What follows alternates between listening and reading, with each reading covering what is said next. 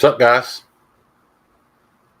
So, OCD went live last night, so I figured we'd just jump this time slot. Get this knocked out a little earlier. Get your ass in here, Donnie. Where you at, dude? I've been sitting here waiting on you. You're in the chat and shit. There he is. Donzo the clown. Oh! What up? Not much. I thought you were gonna bail on me there for a second, dude. No way, man. I've had a lame ass afternoon watching reruns of Forged in Fire and realizing this is just see if you can make a junk knife out of junk material. Yeah. I feel bad for those dudes, man. Yeah, Like, man. they probably make nice shit if they're like, take this Tonka truck and make a fucking airlines out of it. I'm like, what the? That was legit an episode. Dude, yeah, I know. You ain't lying. Yeah, The that shit was is still. fucking Here's hilarious. a Tonka truck, make a knife. Yeah, I never took that shit seriously. I mean, it's a TV show, so you can't, but people Yeah. are like, oh, man, do you watch Forged in Fire? And I'm like, no, I fucking Everybody don't. assumes that because you're making knives now. I know, but I'm like, Everybody. I don't fucking forge. Yeah, I'll tell people that I'm making knives. Like, oh yeah, like on Forged in Fire? Fuck no. Fuck no. No. That's way No, too not much like work. I mean, sometimes they come up with some pretty impressive stuff for what they're working on. No, and they can be some gorgeous, because it's a different style of work, they can be some gorgeous stuff. But Right. Yeah. I ain't swinging no fucking hammer and being sweaty all day. Fuck that. Give me some good steel, 3/6 of an inch or an 1/8 of an inch, whatever, and let me do some stock removal. Let me find the knife in there. Right. Oh, it's actually impressive what they do make with what they've got. No, totally. Especially dudes that can damn near forge to final shape that don't do a lot of grinding. That's crazy, dude. That shit is nuts. Yeah, can you imagine hammering a bevel? Fuck no. No. Hell no. It would take way too long. And I'm way too like OCD about it. I'd never get one done. Yeah. Yeah. Well, I mean, I have a different level of respect for those guys. Oh, totally. Yeah. No, I'm not knocking any of the, the but I think a guy with half his talent could make a better knife if they skipped all that other bullshit. Yeah, if they just made it about knife making and not bullshit contest, it would be a way cooler show. Yeah, but it like Eminem said though, it's an entertaining half hour. No, it is. Yeah, it's the way they got it set up, and the whole Doug Marcata, whatever you want to call him. Right. It will kill. The fucking point and stick will kill, Doug. Yeah, fucking it, man. Yeah. Empty. I like your name. That's weird. We're doing well. Empty's a cool dude, man. Oh, word. Hey, did you check out that guy I told you I saw in concert? That Nate No Face.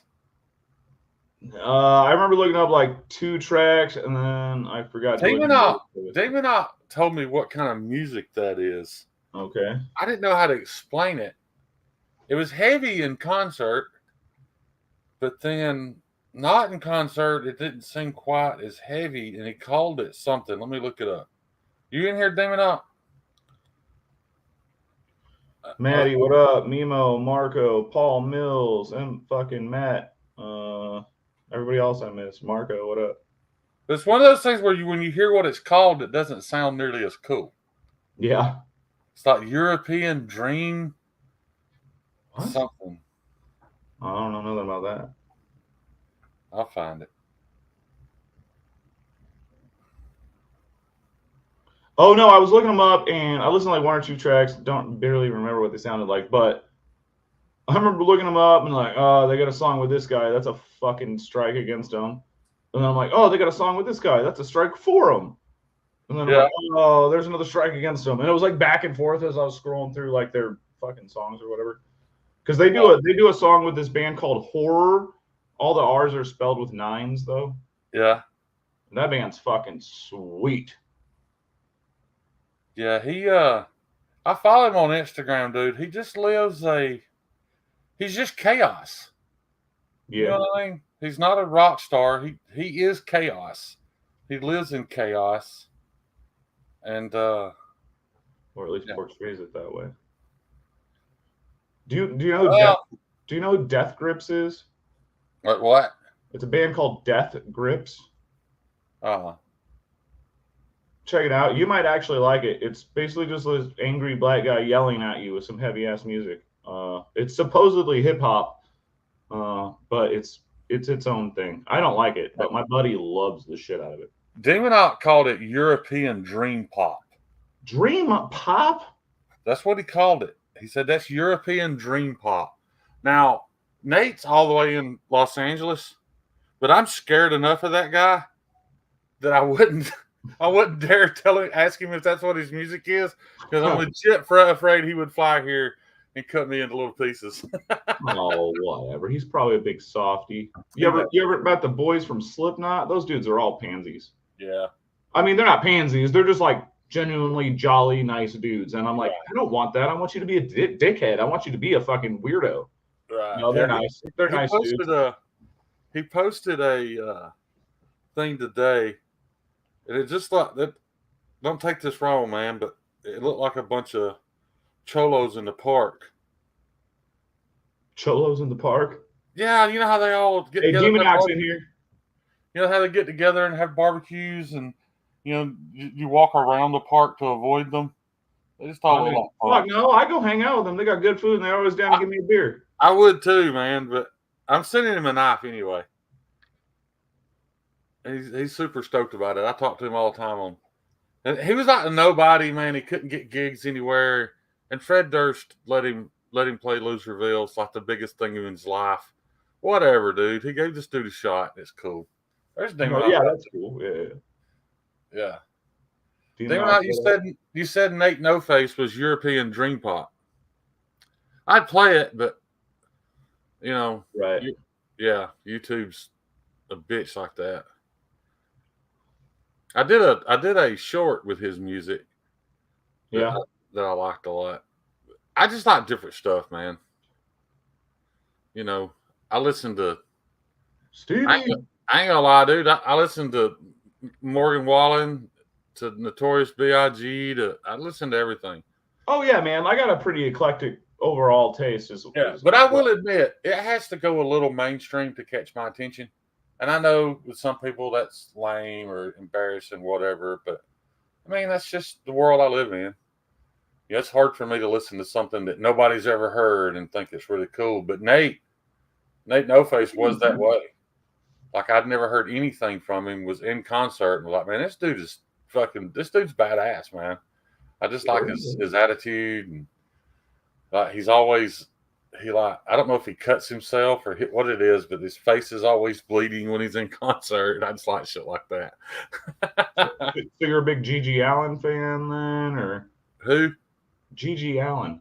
No, don't know them. That's what I'm saying, dude. I live in Gadsden, Alabama. If something doesn't go mainstream, it probably doesn't make it here. But you've had the internet for like 20 years at least, or however long you had a phone. Yeah, but my algorithm would still have to feed it to me, and it hasn't. Well, yeah, and you don't purposely explore, I guess, so. That's true. Yeah, that's very true.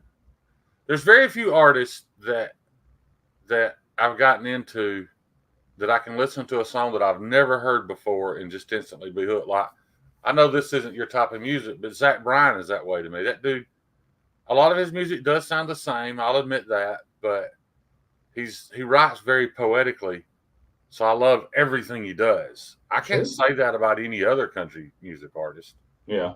Country music has always been infamous for the album will have that one banger song that you heard on the radio, and the other 9 are fucking garbage that you never listened to. Right. But Demonoc, no, not mainstream, but he was a gross motherfucker, probably bleeding on people. Yeah. The only other band that I've discovered, I caught them at the Nick, dude, and they just come off of the Warped Tour. Who was that? Valiant Thor. Huh, I don't know. And he was one of them dudes that gets like super sweaty in concert, and he's got long hair, so he's slinging his sweat on you while he's up on stage. If you're close. Oh yeah. It was a high energy show though. Valiant Thor was. Word. Yeah, I've been to a couple of Warped Tours. Stevie, I don't know what I was doing yesterday. It was like 9 o'clock, and I thought, well, I'll call Stevie. I forgot I was calling Stevie at 6 a.m. on a Saturday. He's so fucking mad. Nice. He didn't say hello. He just answered the phone. Was like, why would you think I would want to be awake at this hour? That's awesome. I legit, dude, it never crossed my mind that I was waking him up that early on the weekend. Nice. Oh, what's up, EDC Oz? How you doing, man? The Murder Junkies. Shane, check out David Finley. I will do that. Shoot me an IG message. EDC Oz, what up? Stevie, I sent Maddie a fucking Aesop rock song last night. He hasn't replied to me about if he listened to it or not. Maddie's one of the worst internet communicators there is. Like, you can send me something really cool, you'll get no response. Well, yeah, that's Maddie. I mean, I get it, you know. He never answers his phone. Dog, what are you doing? My dog is like suffering from severe depression because her mama's out of town. She's just sitting there staring at the floor because she hadn't seen her in 2 days. She'll be back tomorrow. You'll be all right. I heard my cats do that when I'm not here. Yeah. Maddie, what do you mean by you're the worst? Was it too many words? Maybe it's okay, baby. You come say hi. You don't like fucking stories? You come say hi. You don't even know how to read. You come say hi. Come on. Oh, worse at communicating. Yeah. Actually, I don't know. You reply to me anytime I send you a message. You reply to me pretty quick. I think I know what it is. I think I know what the problem is. I had some leftover chicken finger. That's what it is, I bet. The chicken fingers? Yeah, my daughter brought me some Guthrie's chicken fingers. That's what she was staring at. I put them in my trash can, the container in the trash can by my bed. It's just sitting there staring at it. Oh, man. Steve, does your beard oil keep your shit like straight? My fucking soul patch all curves off to the right now, and it pisses me off. It soaks good into my Carta. It does a good job of oiling up your micarta. It's a little expensive for micarta oil, but are you gonna have like the only like knives that smell good when you get them? They smell fucking sexy as hell. It's so good. That's too good. Yeah. I ordered a fresh bottle of Stevie, I know, man. Sweet tobacco. Oh. The sweet tobacco is the shit, dude. Very manly. So, I bet. Yeah. I mean, I smell like sweet tobacco all the time. Yeah, if I had just a hint of bourbon. Ugh. Yeah, man, chicks dig that shit. I don't wear scents. I used to wear like fancy cologne when I was younger and I had a lot of money and I'd like dress nice and shit. Well, not nice. I just always had brand new clothes. No, dude, I only wear imitation cologne. I don't wear anything. But I don't stink either. Like my sweat. Well, I don't wear them unless I'm going somewhere in particular, and I don't go there anymore. So. Well, I know like a lot. I got a lot of dude friends that like. I mean, they put that shit on no matter what. And I'm like, what are you doing? I'm not like you're coming over here to smoke weed. I was at one point in time. You don't need to wear cologne to smoke weed with me. Like, fuck off. I was at one point in time, and I'm telling you, I've got this one that every time I wore it, dude, I could be in Walmart.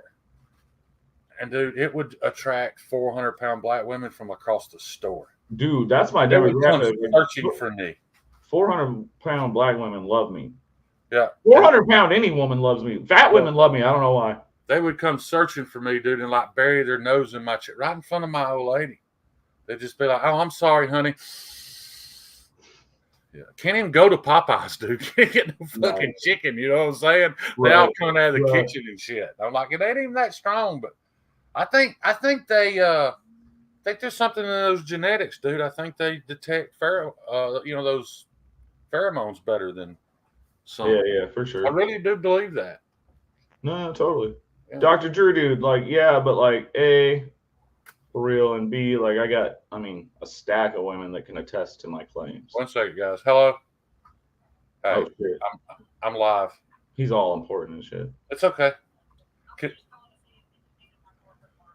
I think I'll be okay. All righty. Whatever, I Dr. love you. Jude. You stink. That was my middle daughter seeing if I needed a ride tomorrow. One moon. Oh, nice. Right on. Is that Stevie calling? No. It went, God dang it.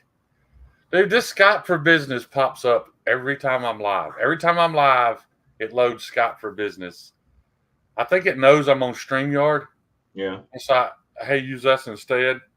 So it's going to cover my entire screen. Luckily, it doesn't affect the live stream. It's just I can't see. So I have to wait for it to load so I can close it off. Super annoying, man. I thought we'd have more viewers since, it was earlier and OCD didn't go live. I thought, well, maybe more people will tune in since it's more prime time. Yeah, man. Word. But it is me. So. Yeah, and me. So I think Stevie was a little tired of us being on his channel last week. I do seem like I remember hearing a little bit of tired of y'all taking over my damn channel type thing. I mean, you opened the door, bud. That's not really on us. You know what you're getting when you hang out with me, bud. You know I'm fucking just loud and a jackass. I was getting drunk though. As much as I love when Stevie jumps in here, if people were jumping in every week, it would probably get a little annoying. So I get it. No, totally. I was just giving him shit, man. I know I was being definitely extra, and then when you come on and we get together, that's just fucking. Yeah, we don't shut up. That's not for. No, I know we get real chatty. Yeah. Yeah. Looks like I was frozen over that. And I have noticed, dude, like we'll be on there and I look over and Maddie looks like he's froze. He's been in the same position for 8. Oh, it was combo me and Brian. Wow, all right. Oh, you froze, Shane, homie. Oh, you're good again. Yeah, it just likes it does it every week.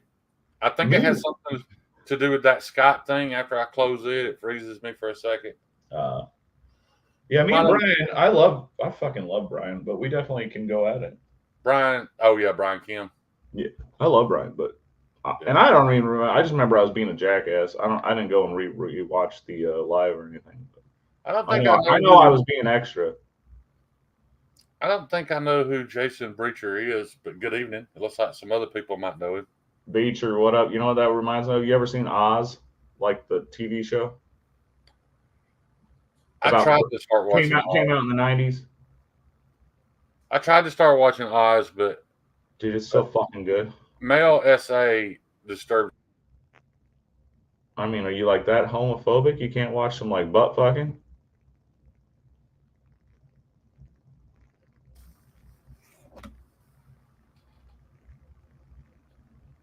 You froze. Oh, there you are. Did you hear what I said? No. I said I tried to watch Oz because I like Kurt Sutter, but I can't handle seeing male S assault. It disturbs me, so I couldn't watch it much. All right. I know it wasn't every episode, but I mean, I get it. It's part of life and stuff like that in certain situations. But I would just rather them insinuate it. You know what I mean? If it gets too graphic, but any assault like that, I'd rather it be insinuated than see it. Yeah, I don't know. Like, it's fucked up in Oz and stuff, but like, it don't really bothers me as much as like, there's some pretty fucked up movies about like women getting raped that I've seen, and like, yeah, that's why I mean, even like captive movies where women are captives should do that shit just bugs me out. Like, I'm like uneasy the whole time. I don't like it. Like that movie. But I have balls, so I still watch it. What was it? The Hills Have Eyes. Yeah, I've seen that. When that thing breaks into that trailer and you see him put his hand. I mean, that wasn't even. He just touched her, but that's still. I don't know, man. I just rather. If that has to be part of the story, I'd just rather you insinuate it than. But that's the whole point. It's to I know take that emotion out of you, because you should feel fucked up when you watch it. That's the point of it. I know. And like the movie I Spit on Your Grave, it's just too much, man. Oh yeah, man. Yeah. My homegirl's daughter loves that movie. It's fucked up. Oh, really? Well, I mean, it's a good revenge story. I enjoy the story. I just don't want to see. I don't want to. No. I mean, it's a tough watch, man. Like I said, any rape movie is hard to watch. Just a few years ago, it would show him going towards her, and then it would be like her lying there crying. The aftermath. Sure. They've just gotten really brazen about how much they show, and like I said, the insinuation is enough. Pretty brazen rape movies for like 40 years, bud. I know. Maybe well, and you're right, because I Spit on Your Grave came out when I was a kid. Yeah, that movie's old, man. Yeah. But how mainstream was it? Well, no, I mean, none of the rape movies are mainstream. Right. There's another one that's like super not main. It's called Irreversible. That movie's fucked up. Yeah, and pretty recently with The Last House on the Left, that one did go really mainstream. I don't know. It definitely was more popular than the others. Yeah. Yeah, I just don't. More wide known, I should say. Yeah. But I mean, like, did you ever see a Serbian film? I will admit, though, dude, it does stir that anger in me that I want to be the one killing those people. No, totally. So I get it that they're trying to create an emotion, but I just it's hard for me to watch. I get it. I'm like, like a pseudo film buff, so like, yeah. I mean, I'll watch a movie because it makes me uncomfortable. You know what I mean? Yeah, Hills Have Eyes. It's odd that I mentioned that because Hills Have Eyes and Last House on the Left were both remakes, and both had that type scene. And I don't know if you remember, but the original Last House on the Left, that dude was carrying a serrated cold steel. Do you remember that? One of the bad guys. It showed. I remember kind of remember the knife, but I don't remember what knife. I don't remember what knife it was either, but it showed like all three of the bad guys standing there, and one of them's got a serrated cold steel knife in his hand, but I don't remember which one it was. Shut up, Stevie. We ain't even said nothing about no fucking heat treats tonight. We're talking about stuff you like. You like movies and shit, and you're bitching about that. We talk about knives. You bitch about that. Like, what the fuck's going on here? Like, what the fuck? Yeah, you're just trying to create controversy. Yeah, man. Hang in there, Steve. Hang in there. We'll get to it. We could talk about how in that movie, Benicio del Toro made that knife over. We talk about it. I love that movie. Which movie was it? Yeah. Yeah. Yeah, you made that knife over a fire. You can do that. You can, man. You got to have an air source. He didn't have anything blowing on the coals to get them hot enough. I mean, yeah, he couldn't do it that fast. But you I wonder if you could just do it with your breath with a pipe. If you could blow on it enough to heat treat. Probably. You probably make some form of bellows out of like your pants or something. Yeah, probably. Because I've seen guys. I'm pretty sure it was an engineer. This house that I live in was built by an engineer, and I'm pretty sure that's a kiln in my backyard because it doesn't work for anything else. I'm almost positive he was forging things in the backyard. I'll take some video of it one day and show you. Yeah. But I've seen guys build kilns like that in their backyard, and they just use a hairdryer. Oh yeah, for sure. A hairdryer, blow it on the coals to provide it with that extra oxygen and get hot. But dude, this thing's made out of brick. It's about 3.5 feet tall, but the opening at the top is so small. If he was using it to cook, he was cooking like one piece of meat at a time. Yeah. And it had this bowl, this like cast iron grid bowl. I don't know, man. I'll show it to you one day, see what you think. I really think he was forging stuff, though. Yeah, he could have been making like ingots too, like melting down aluminum or something. It's hard to say. I mean, it did kind of inspire me seeing it out there, but I just don't have any interest in forging old carbon steels. No, I get it. Like Justin Sunstrick recently went somewhere. He had a design from your boy, Jason Jaros. Isn't that his name? That's my boy. Didn't you mention him, Jaros? Oh, Jaros. Yeah. I mean, yeah. I know. Yeah. Okay. Sorry. I don't remember exactly how he worded it, but I think he had a shape from him, and he took this old timer who has a forge, you pay like $30 an hour, and you go there and make your own knife. But it's $30 an hour whether it's one of you or 10 of you. So if you go as a group, it's pretty affordable. But he forged his own knife this weekend, and it turned out pretty sweet, man. For a guy that's never done it. Word. And he was telling me, I get it's not a super steel. I was like, dude, that don't mean anything unless you're making it for somebody that means something to. You know what I mean? Yeah. There's a lot of people that don't mean anything to. Because as bad as I hate to admit it, we've discussed it a dozen times. All of our knives could be either 1095 or 154 if we wanted stainless, and we'd probably never know. No, probably not. The Last Ranger, what the fuck? Donnie doesn't like Jaros. Where's that even coming from? It's just Gary's an asshole. Have you not met Gary? I mean, not like personally met him, no. I haven't either. Gary's like one of my favorite assholes. All right. Isn't it? Yeah, Jesse Jaros. You said Jason, and it really fucked me up. I was like, I don't know who you're talking about. Yeah. But yeah, Jesse Jaros, yeah. I think he used to live in Nebraska when he was younger, and he moved out or whatever. Oh, did he? I think so. But yeah, he supposedly makes really fucking nice knives. I've never held one. Yeah, I don't want to say it wrong, but I know he mentioned his name. I don't like his clips, though. His clips are fucking terrible. Oh, are they? I don't know. I think they are. Well, I think they look terrible. I don't know anything about them. I've never held one. I've seen lots of clips that look terrible, but I do appreciate when people make a, how do I put it? I still appreciate when they try to make a badass looking clip, even if it doesn't work great.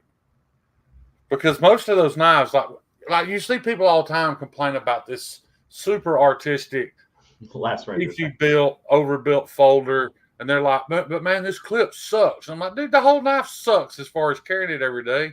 Right. They tried to make it artistic. It matches the rest of the knife. Shut up. Oh yeah, one of those knives for sure. Yeah. But if you're buying an $800 knife, it better have a fucking clip that works. Well, a lot of those are $800 or $1,800 knives, and the clip may suck, but it shouldn't, man. I don't agree with that. Well, but Donnie, there's a different $1,000 knife. There are $1,000 knives like yours that are works of art that you can carry and use. And if you walked around Blaze Show, you saw $1,000 works of art that you would never carry and use. They look post-apocalyptic and they're badass looking, but you would never use it or carry it. Oh yeah, I'm That's not even into that shit anyway, though. Yeah, I get that, but I mean, like the clip on a Praetorian, who cares what the clip's like? I'm not carrying that fucking brick in my pocket anyway. The only reason I'm buying that is because I think it looks cool. Sure, yeah. Not everybody does. I get that. No. Yeah. Yours, I don't mind the way it looks. I would never buy it, but I think as what it is, right. Looking at it, it looks cool. Yeah. But I would never buy one. It's just I don't like big chunky knives. Like that knife that was at Blaze Show that had the blade that almost looked like an axe. It had that groove that I don't know how to explain it, dude. It was badass looking. And the clip probably didn't work great. But it looked great. The whole knife looked great. And I just don't think it mattered. Yeah, I mean, I'm not gonna carry it anyway. Yeah, you're just selling it as art at that point, yeah. Mm. And I'm glad there's guys doing that, man. We don't need to do away with that altogether. What's that? Just those art. No, not at all. Not at all. I don't want to just say the overbuilt stuff, but the artistic looking, chunky, post-apocalyptic battle. No, none of that shit works for EDC. But I follow you and I can both take inspirations, little pieces of that knife, and think I'm going to do that on a smaller, more subtle scale on my knife. You know what I mean? Yeah, I mean, I can't think of the dudes' names I'm trying to think of right now, but I follow a bunch of dudes who make the opposite. They're like super weird shape, super thin, like you'd never use it because you'd fucking break it or fucking ruin what it looks like. But they're just art, you know what I mean? They're just art. Right. Midgard Messer's a good point. I don't think they make anything I would want to carry, but they make plenty of shit that when I hold it, I'm like, man, this is fucking cool. Yeah, I got you. Marcel, thank you. I think you need things like that you know. Gosh, what up? I know. I'm like hissing at the sun over. Yeah, Steve, we decided since Justin, I know when Justin's not live, it annoys me because at 7 o'clock I don't have anything to watch. And this is really the only time of the week that I set aside that I know I'm going to watch something. And since Justin comes on before me, I always watch Justin. You know, I really only schedule to watch a couple of lives a week, and that's Said Faction. And, you know, that comes on so late, it's easy to kind of allot that time slot. But then I am a big fan of watching Justin. So since he wasn't live, I thought we'd just take his spot. Work. Yeah, I don't really watch many people, man. I watch like Maddie and Work Knife and Grumpy. Yeah. I rarely ever can catch Maddie or that 6 p.m. Wednesday and Thursday night. I'm just not usually at home in front of my television. Yeah, I usually listen in a little bit, but then I end up cooking, so I cut it off, and then I try to hop on late. I don't catch their late ones very often because my shit gets up at like fucking 6 in the morning. Right. So I'm just never awake. Well, here lately, I've been to shop on Friday nights anyway instead of the club, and so, you know. I know. I've been waiting for another live from the shop. I ain't seen one. Yeah, I've just been doing stuff that I don't know, man. I just don't think it'd be very interesting to watch me grind my Carta. Dude, I know, but like at the same time, that's what I tell you guys about me posting stuff, and you're like, nah, people likes to see it. People do like to see it, man. I enjoy seeing. Yeah, but you're talking about 30 seconds of you doing something. I don't think yeah. people want to watch an hour of me creating my Carta dust. Yeah, but you're always bullshitting too, though. Yeah, I guess so. Yeah, I need to be there tonight. Really, I've got very little left to do, but I've got how I put it. I have very little work to do, but it's all very little work. You know what I mean?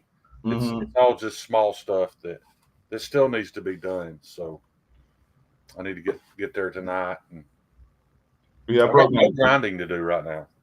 I broke my fucking router the other day, so I had to like switch up what I was doing and put off fucking heat treating. So now I'm just doing some other shit, like started cutting out clips today and shit like that.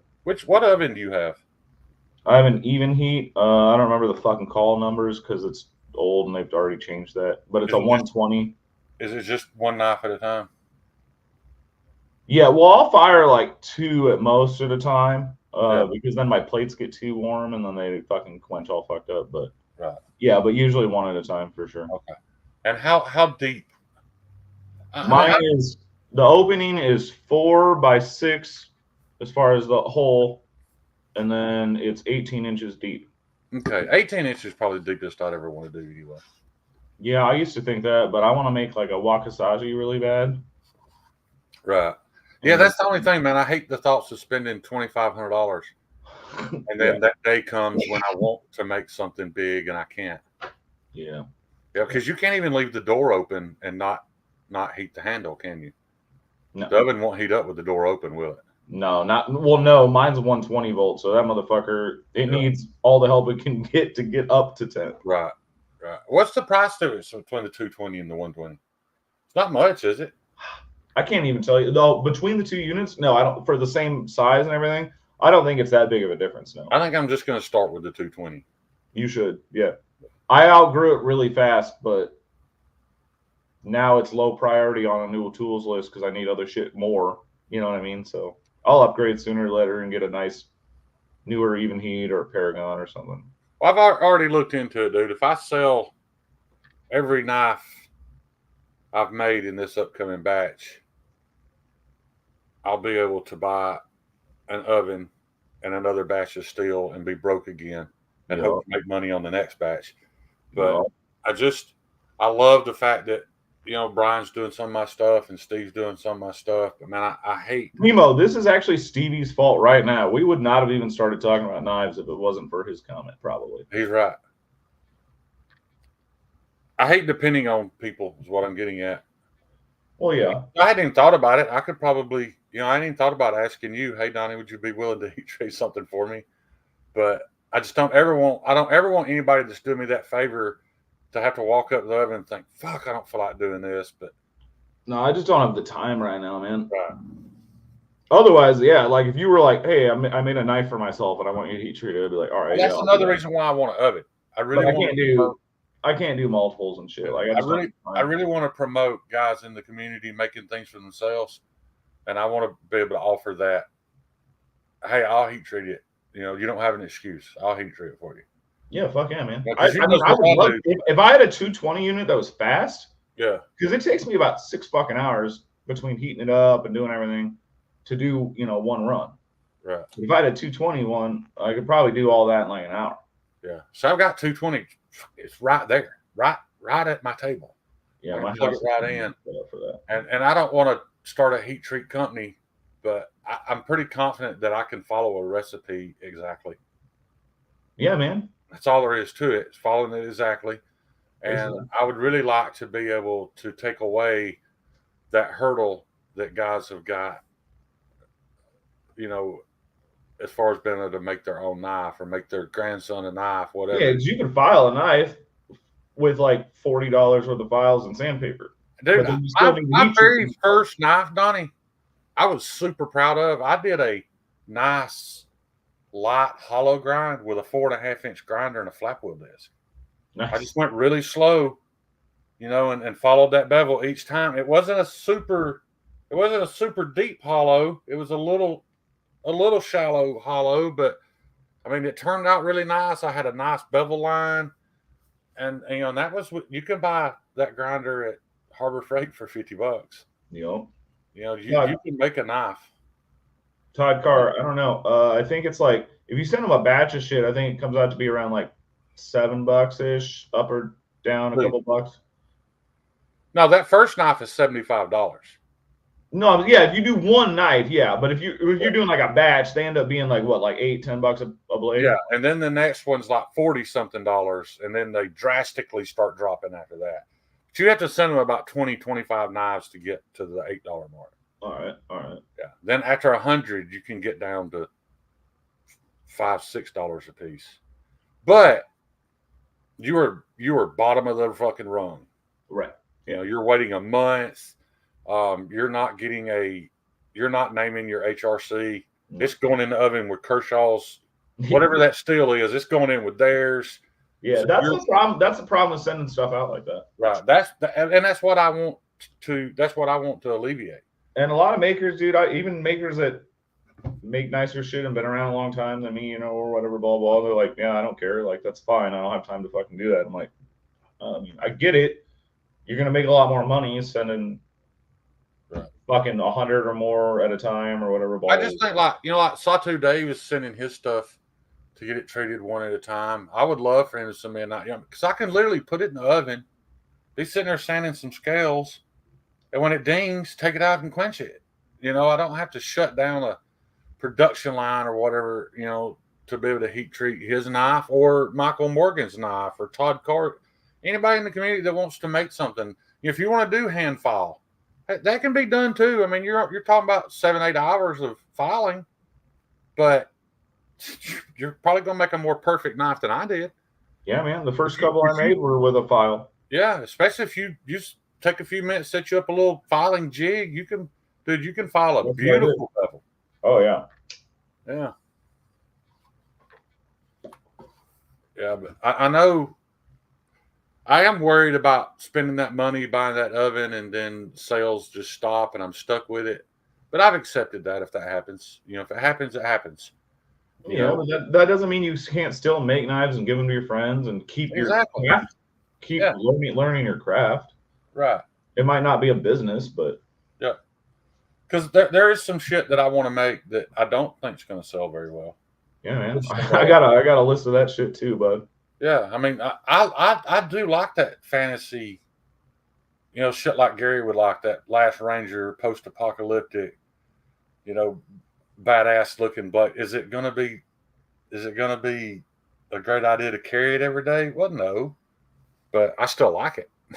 Yeah, I got a couple ideas for some like one-off pieces I want to do at future shows. Like I got this idea for my Ripley where I want to make it like a queen model. Oh yeah. Like do carving on it, extend the handle a little bit, just whack it out a little bit.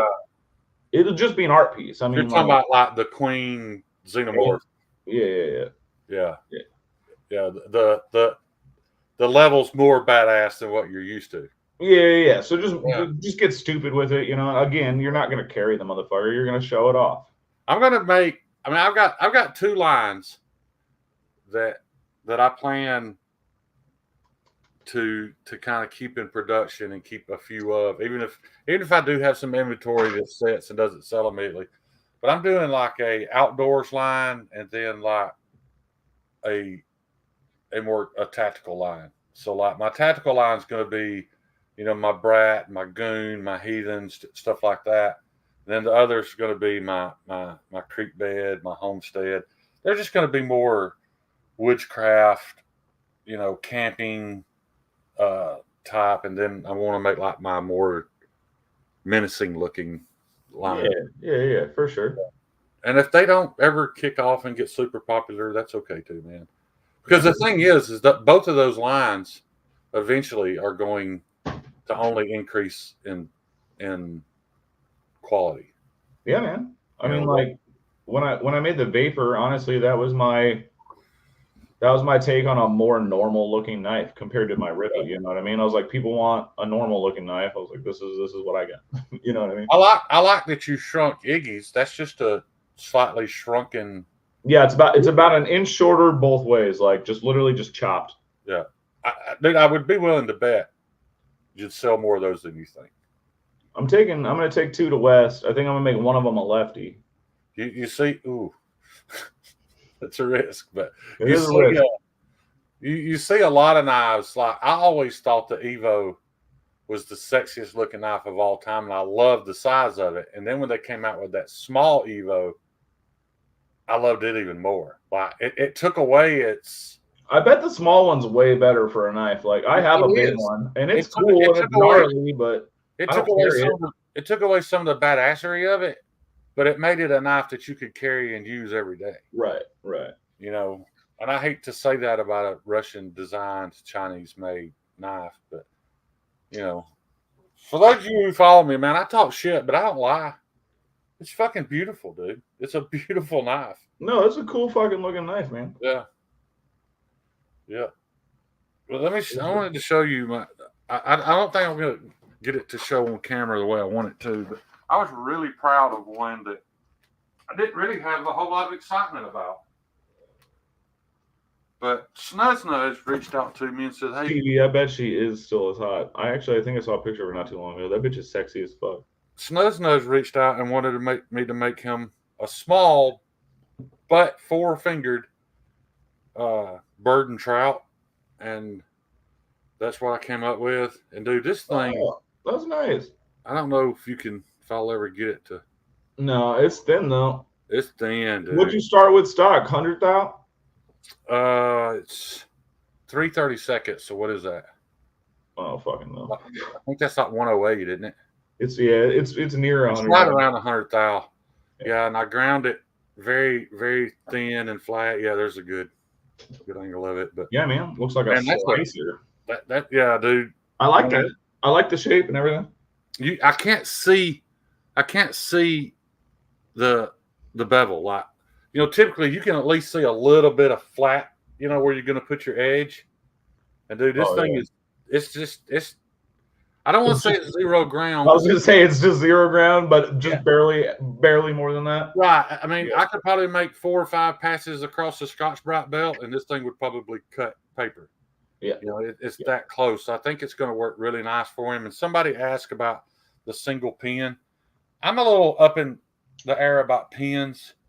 Everything that I've studied, the epoxy itself is stronger than the pin. And this does have a hole up front for the epoxy to pass through. But in all honesty, I'll be completely forthcoming here.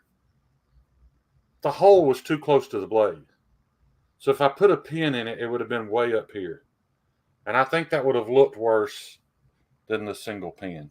Yeah. And he did say he didn't want anything flashy, man. So it's white liners, a single white pin. Yeah, and that's no hard to use knife. So no, dude, this literally what it's for. It's for cleaning trout and small birds that you shoot. And yeah, it'll be fine. Yeah, I think I have hopes that I think this knife's going to do well. I like that knife. I think I'm It gonna kind make of some reminds me more. of a Bark River. Yeah, yeah, but with a much better grind. Yeah, Yeah, yeah. I'm not bragging, but Bark River's a little. They They're just don't care. well, yeah, They- but you could also open a paint can with a Bark River, and if you open a Yeah, paint can with this, I'm gonna tell you to get fucked. yeah, yeah, You knew better. yeah. Yeah, No, they just don't care because they just pump them out. But they'll replace it or fix it. yeah. So whatever. There you go. Tree Stabbing Troy said 3:30 seconds is .09. Yeah, we don't math so good around here, Troy. Yeah, yeah. We don't do math. Yeah, but I definitely want to make some more of these, and I want this to be like, if you want a knife for me and you want, you're on a budget. Um, the badass thing is this probably going to be one of the best cutters I sell, next to the Trailhead. The Trailhead's the same thickness, but because it's taller, you're getting more flat. So this is going to be an excellent cutter, and with a shot Kydex sheath, no clip. I'm not providing your clip. What is that? Like 8 inches overall? It's about 7.5. 7.5. But $120 I'm gonna sell this for. So, It's cheap. and I'm looking at doing. I am looking at doing some supers. So it is kind of a Bark River inspired because, like that CPM 154, but for 140, I'll do it in Crew Wear or M4. Or, for just a few dollars more, I'll do it in a higher price steel. Yeah, for sure. But with that geometry, dude, I really don't think you need anything more than CPM 154. Dude, I fucking love CPM 154. I do too, man. I love working with it. Yeah. But I love it as a personal carry. All the Benchmates I ever had were that, and so that was one of the first steels I started using when I started making knives, and I dialed in my heat treat, and yeah, I fucking love it. Yeah. Yeah, I think, and CPM 154, I hate to delve into that whole survival bug out line of thinking, but you could sharpen it on a rock if you really needed to. Where M4, you might struggle a little. Yeah. But the original thought behind it, in all actuality, was it being a fixed blade version of this. And I know I've got to make another one because 1931 Leatherworks wants one. And I think I got pretty close without direct copying it. But so you have the creek bed and the bullnose. It's not as straight back as you notice. It's got some yeah, you got a little down now. That keeps the back. tip down though. That's nice for use. Yeah. Yeah. And this costs the same or less than this in 1095. So just burn the shit out of my finger. DSK only uses CPM 154. The CPM 154 is all any of us ever needed. I'm using other steels because you guys want it. Yeah, basically. Yeah.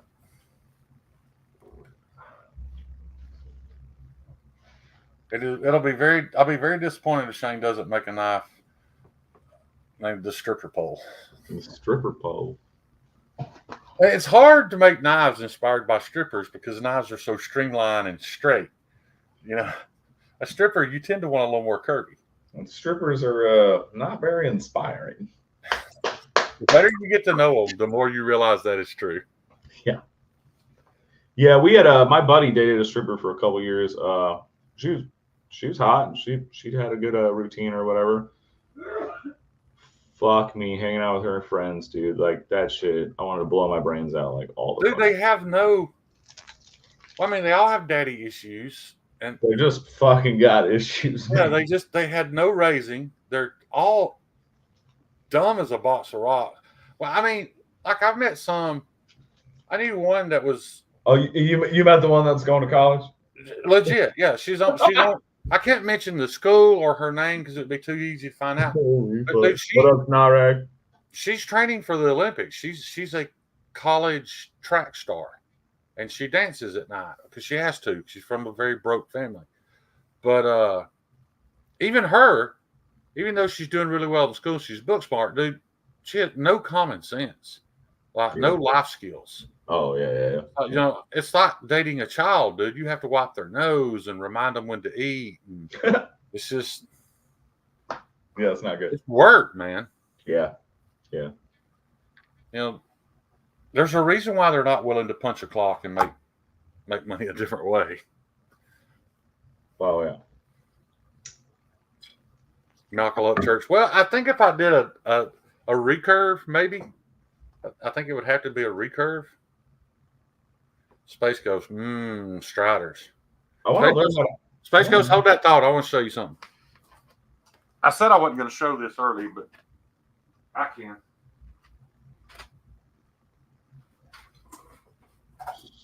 Sup, y'all? Fed old 2 guns, 3 chains. How you doing, buddy? Since the Homestead is sold out, the Trailhead has almost sold out. I said I wasn't going to show this knife because I didn't want to kill the sales of those knives. But the only knife this will be competing with is the Goon, and it's a completely different style. And I don't want to hear any shit because, yes, this was inspired by a Strider, but there are many, many differences. But this is the Heathen. So it does have a gun stock handle. That is not a Strider handle. That existed before he was born. So you got your gun stock shaped handle, nice finger choil, nice drop point. We'll have. Yeah, I like how low that tip comes. Yeah, I really. And you know what I learned, dude? And I should have learned this a long time ago. When you're shaping a blade, if you try to freehand it, it never looks as good as it does if you use French curves. That's just the big French curve. Yeah. You know what I mean? The big one, it just shoot. Yeah. And I loved it. And, yeah, and I want to make some of these in a Tonto. This is almost a Tonto tipped, but this is the Heathen. This is going to be a little bit more expensive. It is more work. It's just for sure. The choil's more work. It's all more work. But this will be, if you like Strider, I think you're really going to like this. And I reached out to John Willis, who's best friends with Mick, and told him that I was making a Strider inspired knife, and he's like, man, I talk to Mick twice a week. So like, as long as you're not having it copied in China, said he'd be honored that you're making something that he inspired. Right. And in all honesty, it doesn't really. I mean, I get what you're saying with the vibes on it or whatever, but I don't see a Strider when I see it. You know what I mean? Right. But I made these mostly. I made these mostly to take to Tennessee, but for those of you who are interested, these are Nitro V. I'll only have a couple of these for sale anyway. I am going to make these in a yet to be announced Super Steel when I get back. So I don't want to trick you into buying. I don't want to pull a tri-state on you and trick you into buying a Nitro V model and then you being upset when you find out there's a. I'll just give you 3. There's a either M4 Crewwear or K390 version of this that will start being made in October. So, and to be honest, I need to take these to Tennessee anyway. So if none of you guys buy one, not gonna hurt my feelings. But those guys up there are more interested in how tough it is, and none of those 3 steels I just mentioned are nearly as tough as Nitro V. So if toughness is your thing, hit me up on a Nitro V. If edge retention is your thing, wait till October. Get tough. So, yeah. I'm really excited about this one, though, dude. Really excited. That was cool. Yeah. Yeah. That's going to be, if somebody asks what's your favorite model you make, that's it. Now, this is the thing, Paul. I see what you're saying. Put me number one K390. It depends. I'm not going to be able to make them like where you can pick from the 3. I'm going to have to figure out what everybody wants, and they're all going to be in that same steel. And it may well be K390. So I just don't want to promise you K390 yet because I don't have to pay out the ass for the K390 to make those. But, yeah. Get them, Shane. Get who? Herbs, what's up? Memo, I haven't worked with K390 yet, but I'll say this. I ain't fucking scared. I ain't scared of none of it. The only thing I'm scared of is polishing S90V. And if you want that, you can go somewhere else.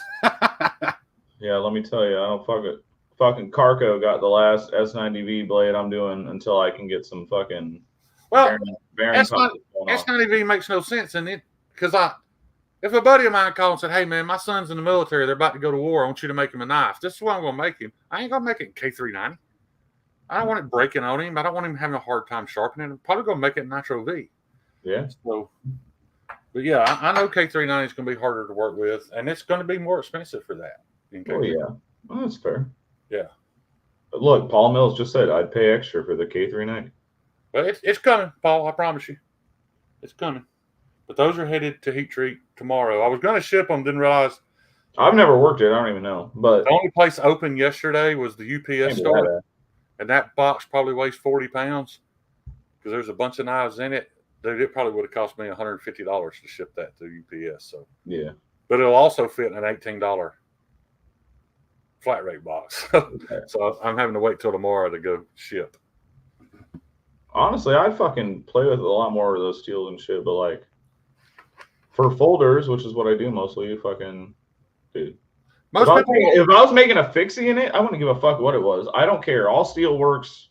It works. It's fine. But as far as like working it, it's funny you say that.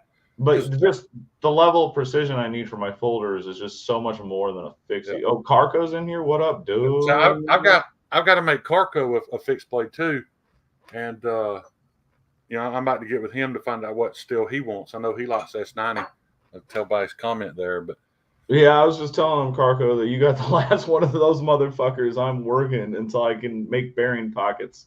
Yeah, but I love the edge XHP takes so quickly. Yeah, XHP. But I mean, in all honesty, I think XHP has a little too. I think it has a better reputation than it deserves. It's just a slightly better CPM 154/D2. I've never had any experience about it, but people talk about it like it's like god tier steel. It's not god. It's great steel.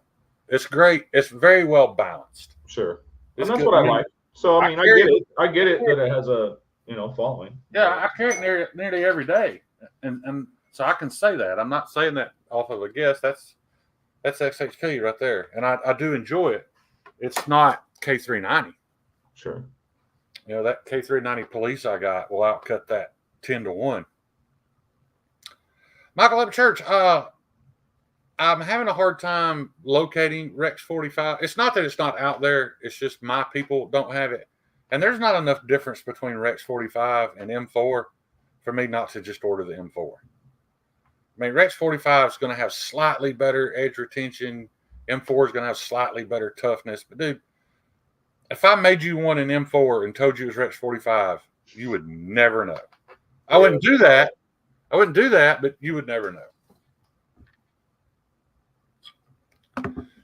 So, yeah, that's coming. I've got my goons cut out. Let me grab one of those. Remind y'all what they look like.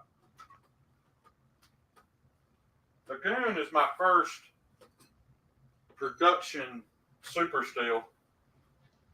That was the one that was named by a local tattoo artist. I made his custom, and then he named it the goon. But these are in M4. And, it says M4 right there. So that's my first production super steel knife. And then, probably going to go K390. I'm going to offer the Heathen in either one. I'm actually going to offer it in two sizes, too. I'm going to have a Heathen. I take that back. Actually, what I just showed you was the little Heathen. There's a 10-inch version of it that's 2 inches tall. Oh. It's the Heathen. That's a short enough fucking go to work battle blade. That one's supposed to be a little more EDCable. But so that's what's coming up.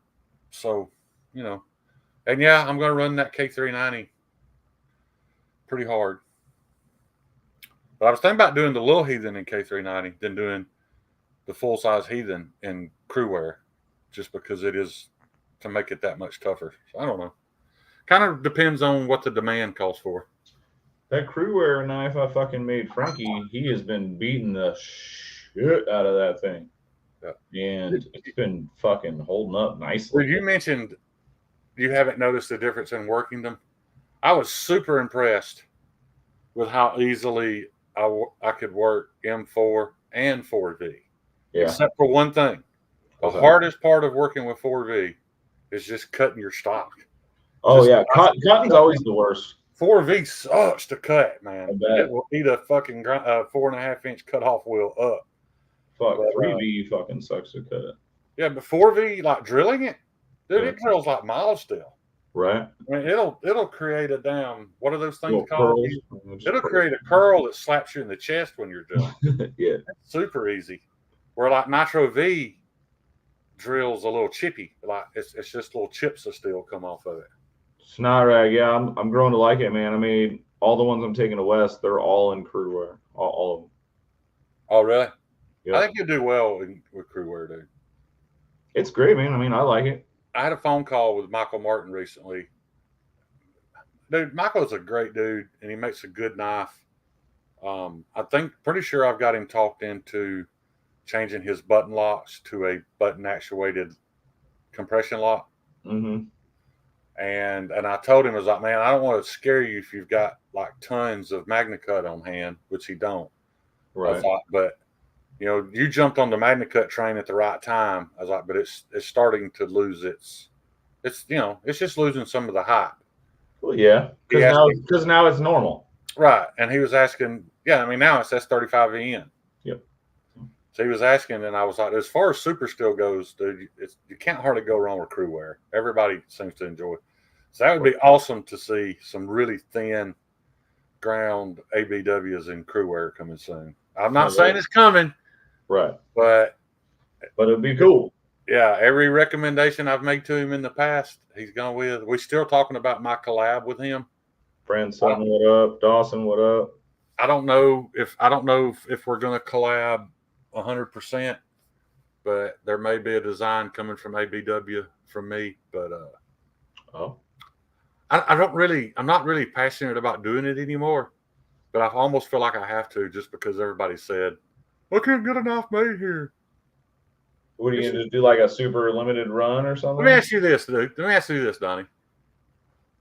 No, he would make them on the CNCs. He can make as many as he wants. I'm just saying, if a YouTuber came to you and was like, man, I want a high-end American-made knife, so I want you to make me one, and I'm going to show it and see how many I can sell. And if he comes back and says, I sold 300 of them, you'd make it happen. Yeah, like by tomorrow. Right. So look in the camera. Look in the camera, right? I get close. Y'all are fucking lying. You're all liars. Oh, yeah. I mean, does that mean Donnie's going to have to reach out and have some fucking wire EDM done? Yeah. Yeah, and that's what it would take. Yeah. But it's still doable. You're all lying. Yeah. Yeah. Matt, yeah, etching shit sucks. Yeah. And Donnie's not the only one. I mean, there's probably plenty of knife makers out there that know a place to have parts wired to EDM to be like, fuck yeah, I'll make you 1,000 of them. Okay. Right. Because that's fucking half the work right there. Shit. Right. Yeah, like Brian Kim, he gets his stuff wire EDM, Right. Yeah. The only thing is, the reason people aren't doing it. That's funny, Paul Mills. I didn't even see that you mentioned him earlier. It's because people like Alex Steingraber aren't willing to make your knife because he's too busy making his knife. And in all honesty, Alex doesn't feel like you deserve to have a knife made. Yeah. He doesn't. No, I started paying attention to that cat a lot more. I like him. Yeah, and he but it can be done, Yeah, I mean, and that dude, he put his fucking money where his mouth was, like that dude has his own shit, Yeah, he's got a nice shop. Yeah. That's what I'm saying. I started watching. That dude could be making pieces and parts for NASA and making more money. Oh, yeah. He's only doing this because he's passionate about knives. Right. We're fortunate that people like him still exist. Yeah, and he makes. A lot of people don't know Michael Martin's story. Dude, Michael Martin was making quality knives for Blackhawk 20 years ago, And Bill Clinton signed NAFTA, and all that work went to China. That's why he owns his own shop now, because the Democrats put him out of work. So now he makes his own knives. But I mean, he's been making knives his whole life. People don't remember when Black Hawk, Black Hawk, the gun accessory company. Yeah. No, I'm like familiar, but I definitely don't know that like you quality U.S. made knives. They don't anymore. Okay. So he lost his job because of it. Michael Martin worked with Michael Janet, who designed the Yojimbo. Oh, okay. All right. So everybody thinks this is just some old dude that bought a CNC and started. No, he's been making knives his whole life. Right. So, but he's never had any experiences with marketing himself or his product, and that's why I've tried to help him as much as I can. And so far, dude, he sells out of everything he makes. So, yeah, man. Yeah. But that's what I mean. Tell that dude you can't have it made in the United States. Right. And he didn't spend $25,000. He bought used CNCs that he knew how to repair because he's been doing it his whole life. He had to refurbish them, to get them up to spec to make his knives. But dude, it's all in, right. It's all in whether or not you're willing to put in the work and your blood, sweat, and tears to make it happen. I was down at a local machine shop pretty close to my house like last summer, and because I was trying to find somewhere to get some shit laser engraved or whatever. He couldn't do it, but he was like, "Hey man, you want to buy this CNC?" And I was like, "What?" And he had like an older CNC that had tool chain. On the phone with Ernie, what are you doing? Well, I mean, it was just too much, man. I just didn't have the coin, like. But dude, it was cheap. He was like, I'm gonna sell this for $10,000 on fucking Craig's or Marketplace or whatever. He's like, but I will sell it to you right now for $4,000. Yeah. Does he still have it? Because he had like 3 of them laying around or some shit. Does he still? Well, I don't know. That was like a year ago. But the other problem is my house can't handle that power yet because it's on fucking fuses. I have an old ass house. And B, I can't even afford to transport the motherfucker, Shane. It's gonna cost me a couple G's just to train it. You know what I mean? Where's it at? I know guys that go get it for you. Right. It's actually only about like fucking 5 miles from my house. Yeah. I guarantee Scotch and things would roll up there with an F-350 and a trailer. Yeah, but see, now I know people. A year ago, I didn't know anybody. Exactly. You know what I mean? Like, I wasn't even selling folders yet. Brody, we were talking about knives. We didn't need any fucking inside information for shooting themselves because they're holstered. You're right. But by the time I had discovered Black Hawk holsters, they were also already Chinese made. So unless you're talking about the 80s, I can't stand behind that statement. Yeah. No, it needed a little work, Matt. Like the tool changer needed some work, and there was a couple of issues with it. Like, it wasn't perfect, but it was in good shape. It was in good shape, and it was a good fucking price.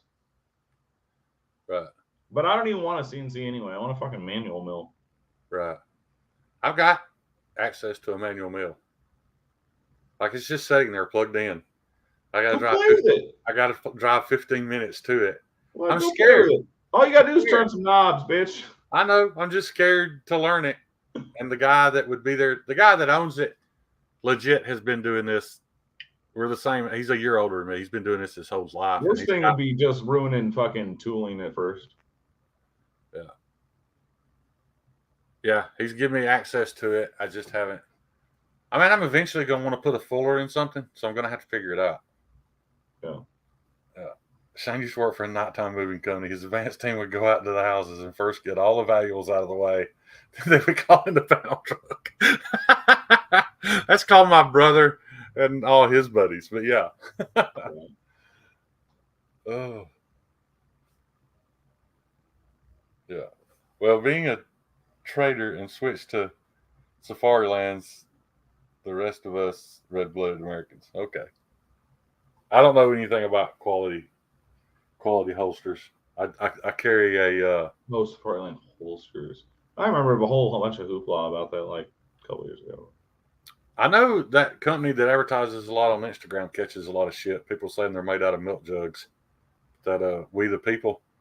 I've never owned any of their holsters, but man, that 2 for $20 t-shirt deal they've got. I've jumped all over that 4 or 5 times. I have their t-shirts. I have one of their holsters.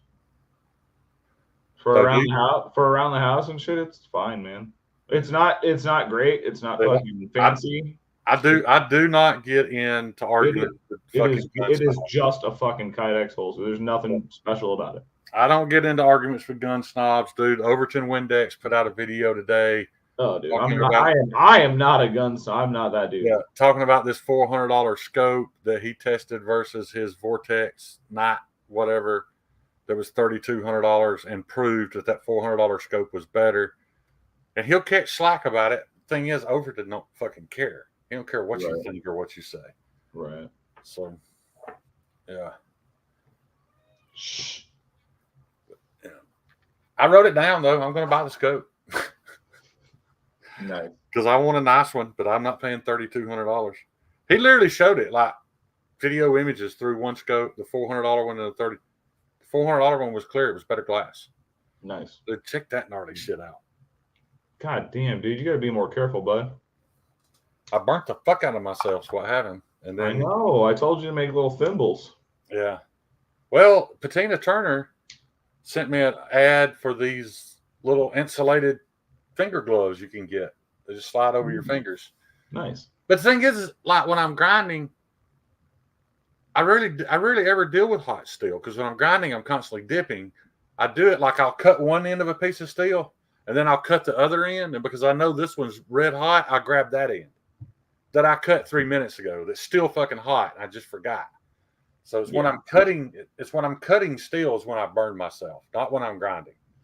Well, And then I'll bump the grinder with the blister, and you end up with that. yeah, man, you gotta be more careful, bud. You can't be beating yourself up like that. I know. I gotta do better. Is Bibi outside? Yeah. Okay. I thought you were fitting to open that door. You scared me. We got cats. Our cats have their own bedroom. And I'm sure they live in constant fear because there's a 65-pound bully that patrols the house. So the only time they get to come out is when the bully goes outside. Nice. Because they've had one interaction and we buried the cat because of it. So, yeah. What up, Palmer? Oh, Palmer's back. With Okay. my eyesight, it's over one football field. I may not even notice it. Yeah. Well, Kyle, Justin and Molly went live last night. So I figured we would just jump on their 7 o'clock slot.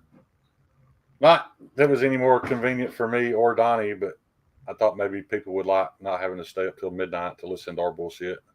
What up, Kyle? Knock it out a little earlier. That, and I'm not gonna lie, dude. I never know what to do with my Sunday nights when Justin's not live. Yeah. Like if 7 o'clock he's not live, I'm like, fuck, what I do the next couple hours?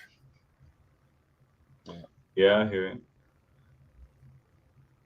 I know. I've kind of gotten used to this. Like that one, how I already got used to it, and then that 1 week you didn't do it, I was like, well, what the fuck am I gonna do then? Yeah. Yeah. I did gotta grab some water though, dude. Yeah, So, right on. Keep the people entertained, talk to the chat, and I'll be right back. Are you not entertained? Yeah, right. I don't know. Am I?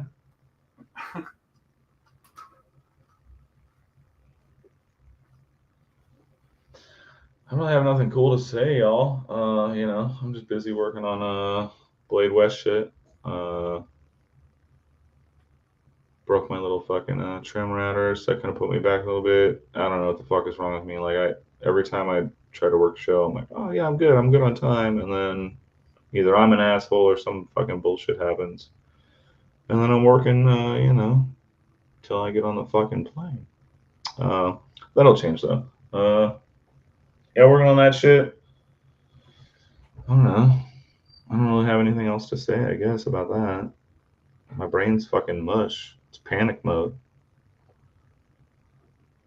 Fucking freaking out. Hopefully I can fucking. I'm taking 6. Hopefully I can sell at least 4 or 5. If I can sell all 6, I'll be able to make Blade Show Texas.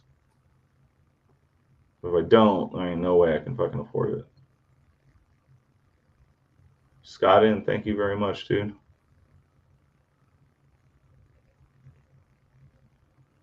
So we'll see how it goes. Either way, I'm excited to work Rush. I get to meet Maddie and some West Coast folk. Probably Work Knife if he can go. I don't know if Stu Clear's going. Uh, Fucking Sawtooth Dave was talking about riding up there with his fucking lady, which is boss. Actually, I don't even know where he lives, but oh, he lives down like Arizona or some shit. Oh, that's a long fucking ride. That's fucking scary. That's on a motorcycle. That shit's wild. Well, poor Kyle, it is definitely, dude, bro. I got so much work to do. I haven't even heat treated yet. I haven't cut my stop pin tracks. I haven't beveled my fucking frames. I haven't even drilled holes for my clips. I haven't fucking, dude. There's so much to do, bud. You seen this one, Donnie? Demonoc, yeah, you're gonna be there. That's right. Yeah, I get to meet you. Am I running this shit? Fuck yeah, Cheeto. What? Have I seen that? I want to say I saw it before I had a handle on it. Yeah. Well, yeah, I've made several of these, but this one's Mr. Patina Turner's. I made for him. I'm going to do more of this. I've got a little to learn, but I want to do more of this little bolster look. Yeah, man, that's cool. Because this material is so expensive, but in all honesty, I feel like it would be a little gaudy if you made an entire scale out of it. Yeah, I don't really like full scales made with that shit, but if it's an inlay or a bolster, yeah, that's way nicer. And I can get more. I mean, I can get more bang for my buck too. You know, right? That one scale piece can, instead of using it on one knife, I can use it on 4. For sure. Still give them that little piece of pretty, but. Matt, yeah, I have a couple times. I just haven't ever executed it. And then, actually, fun fact for Iggy's knife, if you look up the fucking video of it, you can only see one screw. But it's because I fucked up and I drilled the frame as a through hole instead of a tap hole. So I was like, fuck, dude. Like, I don't want to scrap the whole frame. I don't have time or money for that. So it's got one internal screw, one hidden screw, and then one external screw. I didn't know that. I just admitted that's why. If she takes it apart, she's going to be like, Donnie, what the fuck is going on here? And be like, dude, hold on. It's like a puzzle. Yeah. That's why this has one pin, because I drilled this hole too far forward. Yeah, man. And literally the pin would have been right there. But you made it work. Right. Yeah. And I like it. That's not wood, by the way, dude. That's that. I bought a whole sheet of that coffee micarta. Oh, okay. Yeah. Or I'm almost embarrassed what I paid for it, dude. But it said vintage coffee micarta, and it's a 6x12 sheet. I give $2.09 for it. What? $2.09. That doesn't seem right. I know. It took it 10 days to get here.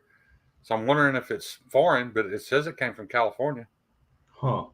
Maybe somebody didn't know what it was worth. Yeah, I got this and some vintage orange creamsicle micarta. Honestly, if you came across some shit and you found out that the material was called micarta, but you had no idea about like the knife world or a couple other things, yeah, you would have. It wasn't a knife maker. That's what I'm saying. You just wouldn't know, you know. Right. They had the coffee micarta and that orange creamsicle paper micarta for $2.09 a sheet. I seen this dude on fucking, I don't remember where I saw it, but he bought, so it was on like the fucking 50s or 60s. Oh, those are like the 60s. A bunch of like diner tables were made out of micarta, like the whole fucking table. So he just had like a bunch of these 5-foot round fucking tables that were like an inch thick, fucking vintage ass micarta. That's badass, man. Yeah, like, well, and he got them all cheap. You know what I mean? Like, yeah. So what I wonder now though is vintage kind of like free range. Can you just use that word whenever you feel like it? Dude, I don't know, man. Like, I'm gonna meet. Does that mean the micarta's old, or does it mean that you're using the old process? Yeah, I don't know, man. Because some of the shit is like old recipe stuff that just like they only made for a little bit of time. Right. Yeah, because I mean, I'm honestly not knowledgeable about it enough. I started talking to that dude at Hawk's Nest. Like, we started messaging each other and shit. He's that dude that sells a bunch of vintage micarta or whatever. So I'm gonna end up picking his brain about it. Yeah. That dude's got a room that looks like a library with like fucking micarta, man. It's fucking wild. I really like the Cryptek. Yeah, I know how it works for like cars, Kyle. I don't know how it works for like anything else. Yeah, I understand. I understand the definition of the word. What I'm saying is there's no regulation on using it. Right. And, Like, and, how, can, all and how, these can, companies, and all how these can you companies, prove it? right? All these companies are saying these are free range eggs. There's no regulation. No. That they could still be caged chickens. You know what I'm saying? There's no regulation on using the word free range. So Right. the majority of the time you're paying more money for the exact same product. Now there are people who are honestly raising free range meat and eggs, and that's awesome, but it just I don't know what the regulation is on using it. That may very well not be vintage. That shit might have been made a month ago. I don't know. Right. But Exactly. it looks like old micarta. It feels like it. I like it. It looks good. But yeah, I'm not going to tell somebody that came out of a 1950s switchboard at AT&T because I don't know. For sure.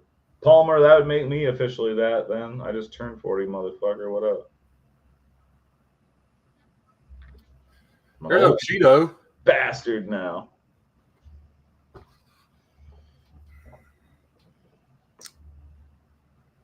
Yeah, that's true, Urban. That's what we're saying, man. Right. Who fucking knows? All that matters is the end product.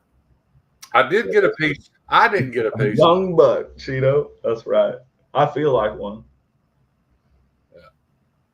Yeah. In my head at least, not when I like try to run around or anything. Dude, I've got a pain in my back right now. It scared me at first, but It's not great. it's like it's not in my spine. It's off to the right, like right at the. It feels like somebody punched me in my floating rib in the back, and every time I move a certain way, it hurts like hell. But not floating, whatever those little short ribs. Right. Short ribs. Yeah. But sometimes I can just breathe. I like those short ribs. Yeah. Yeah. I like to just barely be able to see a little rib cage. Yeah. I don't want a valley in between them, but especially like the bottom two. I like to be able to see them just a little bit, Just a dog. little bit. Yeah, them dead girls don't eat good. Dead girls don't eat good. That's right. Damn. Love it. Love it. We can never go to a club together. No, man. No. It's not good. It's not good. I think spending the weekend in jail would test our friendship. I was gonna say something is not gonna go right, man. Yeah. It's gonna be real good for a while, and then it's gonna go sour. Yeah. They're one of the best trips I ever made to a club was Lookers in Pensacola, Florida. Yeah. And there was this chick who was on the cover of Hustler that month. And I got a dance from her. And my buddy Meathead picked this little dead girl, dude. It looked like she hadn't bathed in about a month. Yeah. Hair was all fucking kind of matted. Looking like a dirty hippie. Yeah, piercings and tattoos everywhere. And then we come out of that room, and I'm telling you, dude, he looked like he'd climbed in a phone booth with a bobcat. He was fucking bleeding from head to toe. She had clawed him all to pieces. So she damn near broke his nose with her pelvic bone. She was slamming her crotch against his face. And he's been in love ever since. I bet. Because he's not that kind of guy. You know what I mean? That's right. not his kind of girl. He just picked something that he had never experienced, and he hasn't gotten over it to this day. Yeah, that's why we like him. Yeah. That is why we like him. Oh, wait. All right, I got to go run to the other room myself here. I'll be back in a moment. Hobos, you mean free-range humans? Yeah. That's right. Yeah.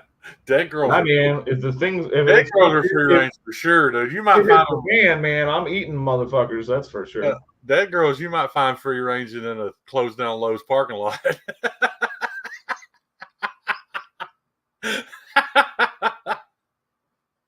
Hey, baby. Oh, skin paper micarta. Kyle, you're right. Nobody's gonna miss them. You ain't got to worry about their daddy coming on TV talking about bring my little girl back. That's for sure. Ain't none of them got one. Time for a dip, fellas. My fingers are so sore I can't even open my dip cans. I'm having to use my war broken Benchmade.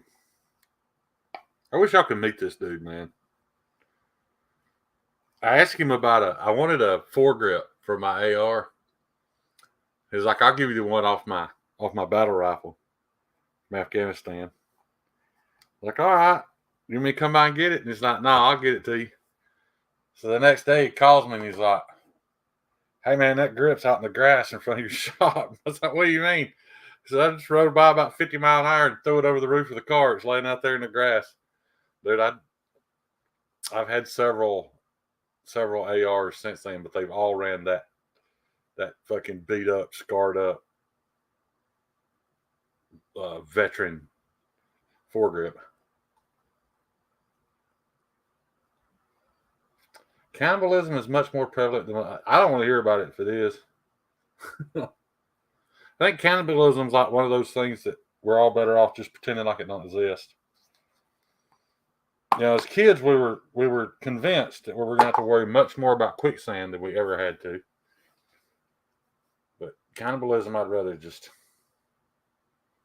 and demonetized. Why would we be demonetized? I'm not monetized as it is, Mimo. Eminem freezer check. Let's see what you got in there. The house I used to live in had a sign on one of the hallway closets that said "Dead Hooker Storage," and everybody had to open it and look. Did you hear me, Donnie? What's up? So me and my buddy that I tattooed with, that I lived with for a while, I ordered a sign off the internet and hung on a closet in the hallway. Mm-hmm. It said "Dead Hooker Storage." You want to get people to always open a door? Put that on it. They're always going to open it. Look. Yeah, dude, for sure. Freezer, we got some goods in there, man. You know, we got a little basil on ice. I just pulled out some mead. We got a brisket in there that we're about to cook pretty soon. Doomsday is a good movie. It's also a good album.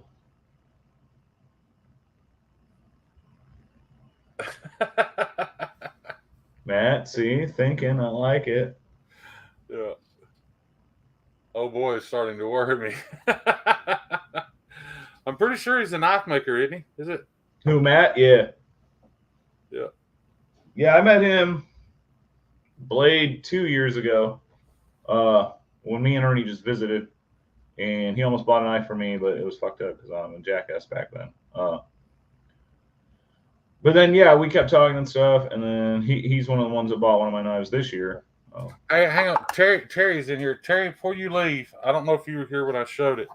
You had asked me a question, and I wanted to get your opinion. Because I can change it slightly if you need me to. Fork, that's right. But it was Terry that asked me about making a fixed blade bullnose. So Terry, are these close enough?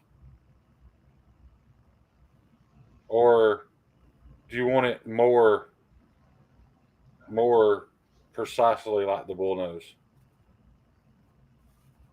Like, as you can see, the blade's a little taller and it's got a little more drop to it where the bullnose is straight back. I've got to shape it anyway, so it doesn't matter. So just let me know if you want it even more like this. I can do that because I really like a little drop to the spine. But man, if it's for you, I want. So just DM me. Let me know if you wanted a true straight back like this, because it's no more or less work either way. But Donnie, I've legit got like maybe 6 pieces of. No, I think I've got like 4, maybe 5 pieces of heat treated steel that I don't have any plans for right this minute. So I technically could make a couple knives, and I've only got like I've got enough non-heat treated steel to make like 6 of those little 6-inch pocket fixies that I'm making, Yeah. and maybe 2 full size knives. I'm just kind of out of stuff to grind right now, which is good. I really need to give my hands time to heal, take better care of them next time. Yeah, buddy. So guess what I'm doing this week? What's that? I am making epoxy scales. I've got my molds. I've got my epoxy, slow set epoxy, and I'm coming up with different ideas of materials to put in the epoxy. I know I'm making some Scotch-Brite micarta. Yeah, I saw you talk about that on one of your lives. Yeah, I can show y'all. You take my Scotch-Brite. I was a little upset. This is thicker than I wanted, so I may actually Damn, that's a big ass Scotch-Brite. Yeah, I may compress these some because I don't want them quite that thick. But you cut it and put it in the mold, and then you just slowly pour in epoxy with black pigment in it. So the scales will be black, but as you sand it, this red starts to show up. And it really does. It looks like electricity kind of running through the black epoxy. But you buy stuff like that. I'm tired of paying $20 a pair for scales. You know what I mean? So I want to try to make my own. Yeah, man. I don't mind buying like Outcast blanks. Dude, that shit's fancy. And it is pricey. You know, I have to charge more for it. I'm not going to try to make stuff that elaborate though. But that's what this was. This little piece right here. When I bought a piece of stock from him, I asked him he only charged me $5 to cut it. He cut it into 1/8-inch thick pieces. Mm-hmm. But I ended up with 7 pieces. So it wasn't enough to do 3 full knives. So I took the spare one. This isn't done yet, guys, by the way. I've got to sand this transition a little more and get it a little slicker, but I might use some of it just for accents, some of it for full scales. Michael Morgan, I don't touch cannibalism jokes. They're just in bad taste. I saw that. It's good.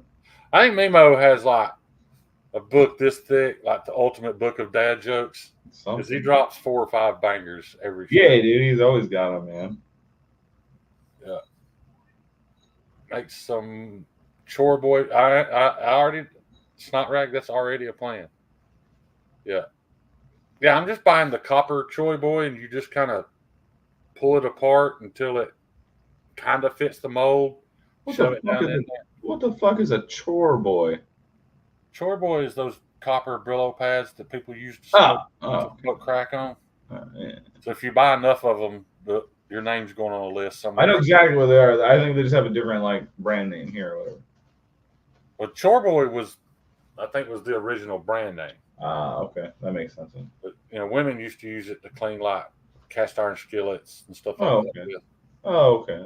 But when you do it in black epoxy, you get that copper, whatever, dude. Sure. I'm so sick of all these fucking names for all these different carbon fibers. Yeah. I think originally it was called Copper Strike, but I don't know what they call it now.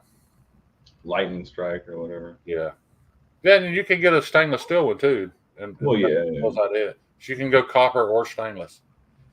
But yeah, they sell that shit at the counter in gas stations here with a glass rose. No, that was just a dried basil, Kyle. Yeah. Well, see, the thing too about making micartas, we do grow basil here. Yeah. There's one of 2 ways. It is best to have a vacuum chamber, but if you're buying or a really badass press. Yeah, or if you're buying like countertop epoxy, which sets up very durable and tough, but because it takes it hours to set up, it gives it time to release those bubbles. Like if you buy like the Bondo brand fiberglass resin, it sets so fast it traps the air bubbles, so you end up with voids. But guys, that whole the whole concept behind a vacuum chamber, they've made it You don't have to pay $180. You can buy a vacuum pump that hooks to an air hose. If you have a compressor, you just hook it to your air hose, to this little air pump. It's like $20. Then for $20 you buy an Acme thread hose. Then for like $15 you buy one of those plastic ammo cans, drill a hole in it, put an Acme fitting in it, RTV it up, tighten it down. So for like $50 you've created your own vacuum chamber. And you Yeah, you just slap that son bitch right on the side of the rig. Yeah. Or you can press it. The issue with that's pressing what I'm saying, or you can press it, yeah. Yeah, the issue with pressing it though, with like the Scotch-Brite, is the more you compress it, the more Scotch-Brite you're gonna see. Yeah, for sure, with something like that, yeah. Yeah. I've only so I made a press out of my old quench plates. They were like 1 inch thick aluminum, and they were like 6x8, so just big ass thick aluminum plates. And I put 4 5/8 grade 8 bolts across each side of them, and then I'd use the impact wrench and just suck that son of a bitch together. Right. And if you're making micarta, you've got to it worked fucking great for like canvas micarta. Yeah, but don't skimp and buy wax paper. It has to be parchment paper. Yeah, for sure. Yeah. That shit will not stick to parchment paper. But I got a bunch of bunch of liner material in. Nice. And I've never used one of these. I'm hoping this really steps up my handle contouring game. It's a Scotch-Brite wheel. I've never played with one of those.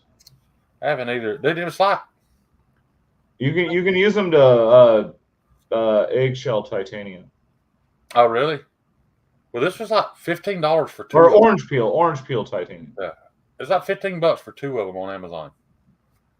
So Stevie, again, this is your fault. We were bullshitting about nothing. And then we were talking about hookers. Where you been while we were talking about hookers? You want to come back in talking shit? Yeah.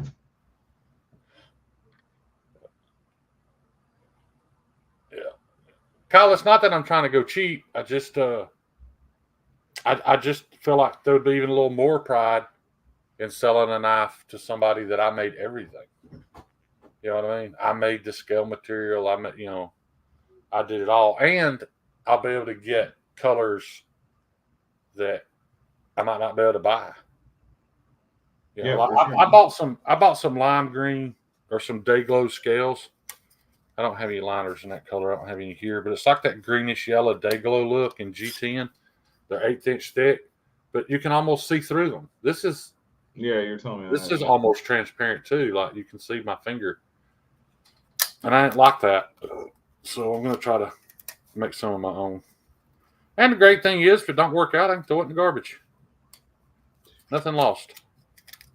What's the protocol? I don't know what the protocol is, Steve. That seems a little too official. See, we're not doing that, so stop making fun of us. Nobody has put you through boring ass heat treat talk tonight, other than 3 minutes we spent talking about if Donnie would heat treat for people.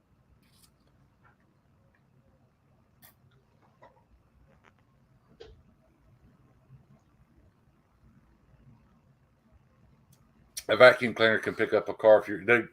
It is amazing what vacuum and air pressure is capable of. I mean, when you think about what 8 pounds feels like, and then you realize that 8 pounds of air pressure, while it would be bad gas mileage, but 8 pounds of air pressure will hold your car up off the ground. Yeah, man. I've been inside a couple cars that the air pressure from the subs could actually kill you. Yeah. I've seen it blow the entire back glass out of a hatchback, just like coming off the subs. The subs literally just blew the piece of glass out of the car. Yeah, man. Yeah. I've never been a big bass head. My wife and daughter both, you can hear them coming a quarter mile away. Before they get here, you can hear boom, boom. I just never. I never got into it. I mean, I like a lot of bass and shit, but I never got into like the competition style bass. Yeah, they're not competition, but I mean, I think what it was. No, even that, like some dudes just like their shit is too much. I'm in there, I'm like, am I gonna have a heart attack? Like, oh my god. Yeah, I think what it was when I was young enough to appreciate it and want it, I couldn't afford it. So by the time I got to the point that I could afford it, I just didn't care enough anymore. Yeah. Yeah. Human head weighs 8 pounds. Jerry Maguire.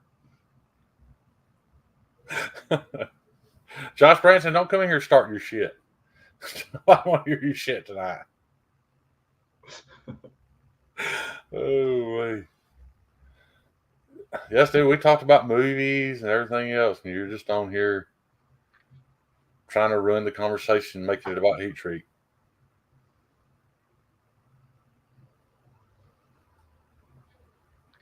Meanwhile, Stevie makes fun of it, but meanwhile, had I made his crewware knife and shipped it to him with a shitty Heat Treat, he wouldn't have appreciated it. That depends. Oh, wait, suddenly depends on what I already had, Matt. I could have bought a new heat treat oven a long time ago, but I'm putting that off because I need other tools. But right now, if I just suddenly had $5K, fuck, I don't know what I do. I'd buy a mill and a heat treat oven. That's what I do.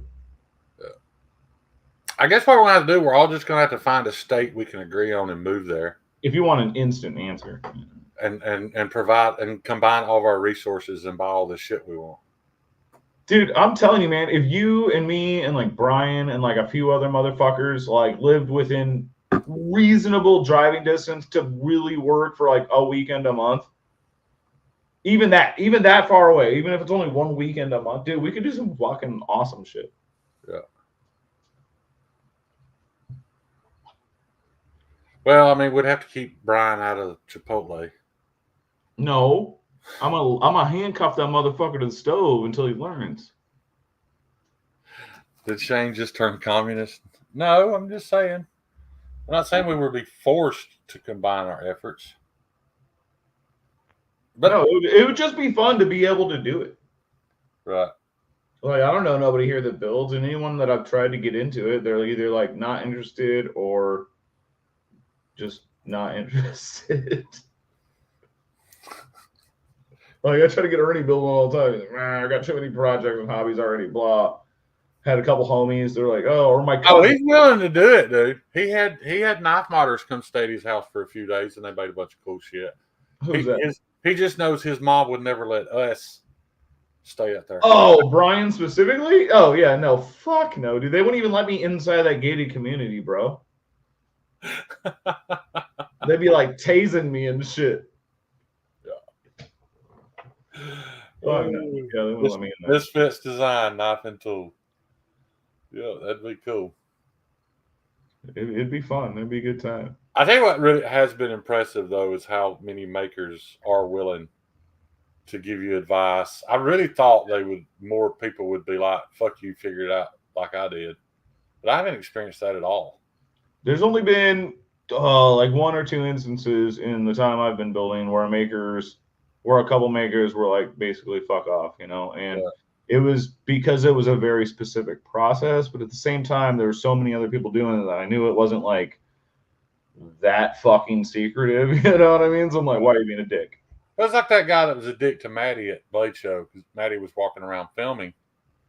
And he came up to this guy's table and they told him to turn his camera off. And then told him he wanted him to delete the footage where he could watch him delete the footage because he didn't want China stealing his knife design. Dude, he was making shit like this. Right, yeah.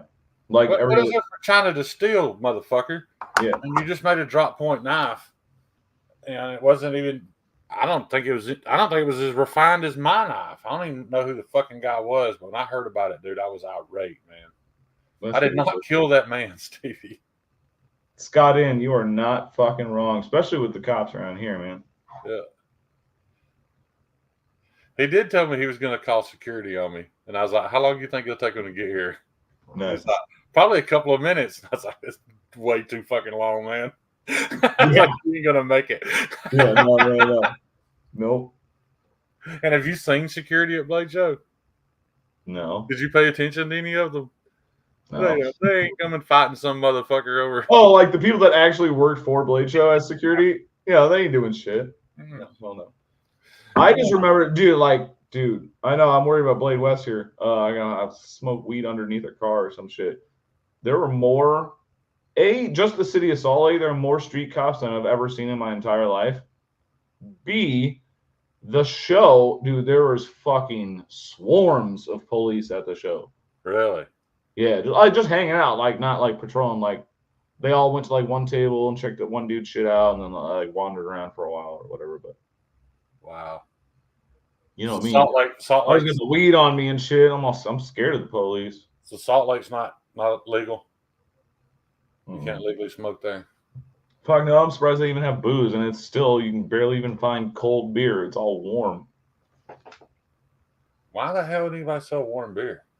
They got some fucking rule about selling cold liquor or some shit. Like you can Oh, only get cold beer from like breweries and like a couple of those places. because they don't want you. Or if you buy it at the gas station, it has to be like under 5%. They don't. Yeah, they don't want you drinking it in the car. So they figure Right. if you buy it hot, you got to take it home and chill it. I guess. It's just ridiculous. Stevie said he openly smoked on the streets of SLC with random people. It was just fine. Allegedly. Well, I mean, like, yeah, you also fly with stuff, and I won't do that because I'm too fucking paranoid. I'm scared of fucking cops, and it is actually illegal there, and I'm fucking scared of fucking cops. What's so funny about that incident at Blade Show, though, when I went and scared that dude to death because he was mean to Maddie, was what he didn't know. I was literally fucking dying, dude. I had MRSA running through my bloodstream. I was it was during that time. Yeah, I was so fucking sick. It's all I could do to walk. If that dude would have trashed me had he known and wanted to. There's no way I could have even defended myself, but I gave it a shot and it worked. Yeah, it's surprising to me how they don't even care about marijuana at the airport anymore. Yeah, right. I mean, I know. I've learned this. I'm just talking shit to Stevie or whatever, but yeah, because I learned about it from him. He was like, "Yeah, I just bring it." I'm like, "What do you mean? Yeah, you fly with weed?" Yeah, I was like freaking out about it. He's Yeah. like, "Yeah, dude, the airport does not fucking care." I was like, "Oh, I never thought about it like that." Yeah. Like they're looking for like bombs and guns and shit. You know, they don't care about your fucking weed. Yeah. But is that because it was Atlanta and it's legal there? I don't know. He says he flies with it all the time, but I don't fucking know.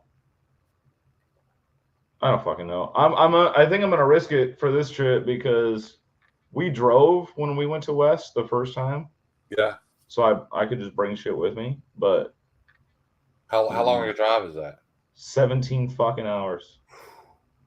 It's rough. Anything over 10, I'm really kind of out on, bud. If I drive 17 hours, there better be a stripper flashing chicks in the past. Yeah, I got no coochie when I got there, bud. There was no. It was a dry weekend, bud. Dry weekend. I better have some entertainment to drive that far. Yeah, that long? Fuck yeah, hell yeah. Mm-hmm. It's definitely not exactly legal here. Well, it's not exactly legal here either, but I think they've just given up. Like weed's that thing that they use against you if they pull you over and realize I mean, they don't have anything on you. They'll charge you with the weed and then drop it later usually. Right. It's their scapegoat now. But it's not like they used to. I smell marijuana. Next thing you know, they got you at gunpoint on the ground. Where's the weed? Fucking. I've been there. Yeah. So I actually I talked myself out of it once. I got pulled over they pulled me over, and yeah, I had weed in my fucking glove box and shit, and I was stoned as a motherfucker. But the one cop was talking to me and like patting me down and shit, and the other cop was like searching my Jeep or whatever. And he hadn't got it over a goddamn glove box yet. And I'm over here and I noticed that this cop's got tattoos and they're like older and they're like old school Japanese work. So I was like, "Did you get those in American Tattoo by Ira?" And he was like, "Yeah, like 20 years ago." And I'm like, "That's my boss." Like, well, and I started chumming him up and he's like, "Yeah, he's good, man." And he never got to the fucking glove box. See, you use your damn tattoo privilege, dude. That's goddamn right. I work with what I got, man. Shit. Right. Yeah, that time I got out of it. Yeah, when I was a teenager, I very rarely had it, and if I had any, it was like a dime bag. I never drive with more than I can eat. Well, I never thought about eating it, but I drove a 57. I have. I had a 57 Chevrolet pickup truck that I was restoring, and I cut like a 1-inch hole in the floorboard. Nice. So if the cops got behind me, I could just drop it out that hole going down the road. That way I never had any on me when they pulled me over. They're not going to see that small amount. But yeah. I was never big into it anyway, though. Oh yeah, I mean, well, I'm a fucking pothead. Yeah, it's not free to be the case, even if you're innocent. That's true. Something fucked up about that too. Kyle, those are like completely innocent, but you got to spend thousands to prove it. Yeah. Tattoo privilege is a thing, but it can work the opposite way too. I mean, how many times have you been judged because you've got tattoos? No, dude, it definitely it is less of a privilege as it is a detriment. Right. When we were lucky, or a hindrance, I should say, a hindrance. We were the first shop in this county, so we had all the cops coming in getting fucking tribal armbands and trying to look like badasses. So, when they would see us out, they didn't fuck with us. But yeah, I was like, I got big tattoos at a young age. You know what I mean? Like I had my whole left leg sleeve from my ankle and my hip by 17. Yeah. I've got I've been commissioned to make one. I don't want to talk about it yet, though. Kind of one of those I want to show when it's done. I'm kind of excited about it. It's a little out of my design language, but it's going to challenge me, and I'm excited about that. That's good, man. Yeah. I've been wanting to do a either a recurve or like a strong like hawkbill, like real curve. This one's got a little bit of recurve to it. So I've done one on accident. Yeah, I'm fixing to start practicing recurve because I think I've still got a little bit of mild still and some 1084 I'm never going to use. So I'm going to start practicing the recurve so I can get it right on this. I really want to get good at recurve because I love a recurve knife. I've never even used one. I like it. I like it if it's as long as it's not a very sharp recurve, where I can still sharpen it with a narrow stone. Scott, and that depends on the style and who you're getting tattooed by, man. Oh yeah, I sleeved a dude for $500 one time, but I was very early in my career, and I did it in like 10 settings and Marcel, yeah, for sure. And he got a $500 sleeve. Right. Donnie knows exactly what I mean. Demon Out knows exactly what I mean. But yeah, it was all based around a big Japanese. Is it a Gabota? Is that what it's called? No. The houses with all the things. Yeah, I don't know what they're called though. I don't want to speak out of it because I don't know what they're called. Yes, it was that, and then I did like a 50% bigger than the Gabota koi, like behind it, and it was a good design, but it could have been a better tattoo had he paid $5,000 for it for sure. Yeah, exactly. Yeah, I wasn't the guy. Right. Yeah, fuck a $500 sleeve. Yeah. Well, I say that, dude. I didn't do the soft parts. It was just all the way up his arm. So I guess you can't really consider that a sleeve because there was skin left. Yeah. You better find somebody that can make those knives look how they look, Scott. Yeah. I've seen a lot of people that get knives, like production knives, custom knives, whatever, tattooed on them. Like, they don't look good, man, because the artist did not do a good job. Right. Yeah, the one tattoo I regret because I didn't know how to. I'm a fucking snob about tattoos. I can appreciate a lot of tattoos, but if you're gonna get something that is supposed to be like, if you get a logo, it motherfucker better look like a goddamn sticker. It's hard to see from here, but that's a Bomber A1 crankbait. All right.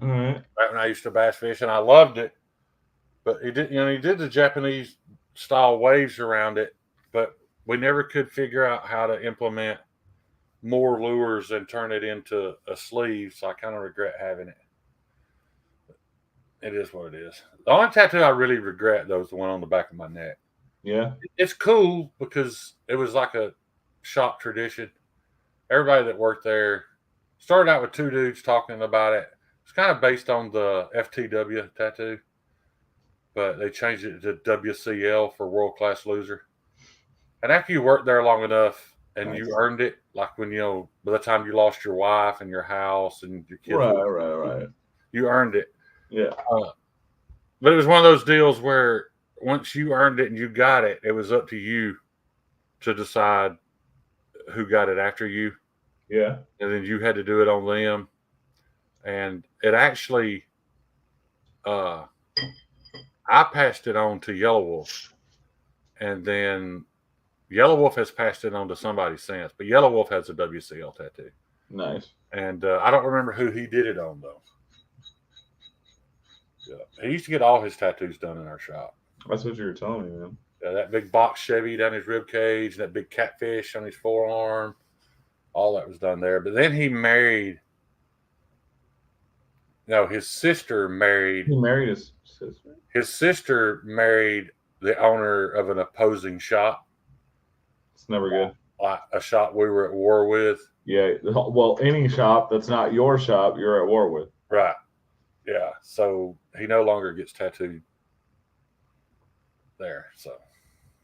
Snot rag. I actually hit up Marlboro when I was like 18. It was like my last year of high school, and I tried to get. I got through the marketing, like the head of marketing, and I tried to get them to send me cigarettes to get Marlboro across my knuckles. Yeah. Because I wanted to do it anyway, but I was like, oh, if I get free cigarettes, that would be cool. And yeah, they were like, don't fucking message us again. Hey, dude, I got my first sponsorship. I'm kind of proud of it. Kyle's gonna shit on me for it, but I've got a booth at the Self-Reliance Festival in Camden, Tennessee, the weekend of October 3rd. Mm-hmm. And they called me and asked me if I would be willing to do a sharpening demonstration. And inside I laughed a little bit because I'm like, I'm not that guy. Right. Yeah. I was like, sure, I'll do it because I thought. Well, I just thought if it brings more people to my booth, maybe I can sell it. No, you ain't wrong, man. You ain't wrong. That's what I was expecting, but it's still funny. Right. So I reached out to Work Sharp and was like, hey, I've been asked to do this sharpening thing, and all I use is your products. Right. You think y'all could hook me up? And the guy was like, yeah, man, just email me, tell me what you want. So I sent him a list of shit that I want to give away, and they didn't want me using my old dirty sharpening equipment, so they sent me new shit to use while I'm there. LOL. Do I know how to do this? Not really. Hey, fuck, sign me up. I know how to use a Work Sharp, Kyle. And they jumped on it because it may be an opportunity for them to sell more sharpeners. But yeah, I would have loved to have been able to take a TS Prof, but I don't think they would have. I don't think they would have been about letting me give some away and shit while I'm there. You hear what's sad, Donnie? I don't even have a table. Like, I don't even have a table and chair to set up there. What? I don't even have a table and chair to set up when I get there. What the fuck? What are you gonna do? I don't know yet. You got one of those flapper girl trays, like cigars. That's no. I need to get a trench coat, and walk around opening it, showing people my wares. Yeah, dude. Fuck yeah. Hell yeah. All that reminds me. You ever seen Coming to America? Yeah, I hate it. It's like, of course you did. You're from fucking Alabama. No, I loved the movie originally, but my roommate Brett that I tattooed with, who you remind me of a lot, by the way. I need to show you a picture of him. Y'all look at it a lot. All right. He watched that movie. He made me watch it twice a week for 2 years. That's too much. I've seen that movie more than any human should, but it's not that much. Yeah. But, at the very beginning, when they get their fucking luggage stolen, the dude's got the jag, and he's like, I got these fly toothbrushes. Yeah. Yeah. Yeah. I love that fucking movie. But apparently Lefty was right. All you have to do is ask. People will give you shit. That's the first time I've ever asked. Shane, give me a wrench so I can post Kyle's link. Okay, you earned that time out. I don't even know what's going on. I don't know. I haven't looked at the fucking chat in a second. Yeah. Todd Cart, I'll have to Kyle has to approve that, but I will say this. There's very few people I trust with a wrench, but I don't have an issue with that. So let me get with Kyle. And I learned my lesson on just willy dilly handing out wrenches. That's why Kyle and Patina are the only two that have one. Toyotas, man. Let me know if you experiment with that blackening process. Let me know how it goes, man.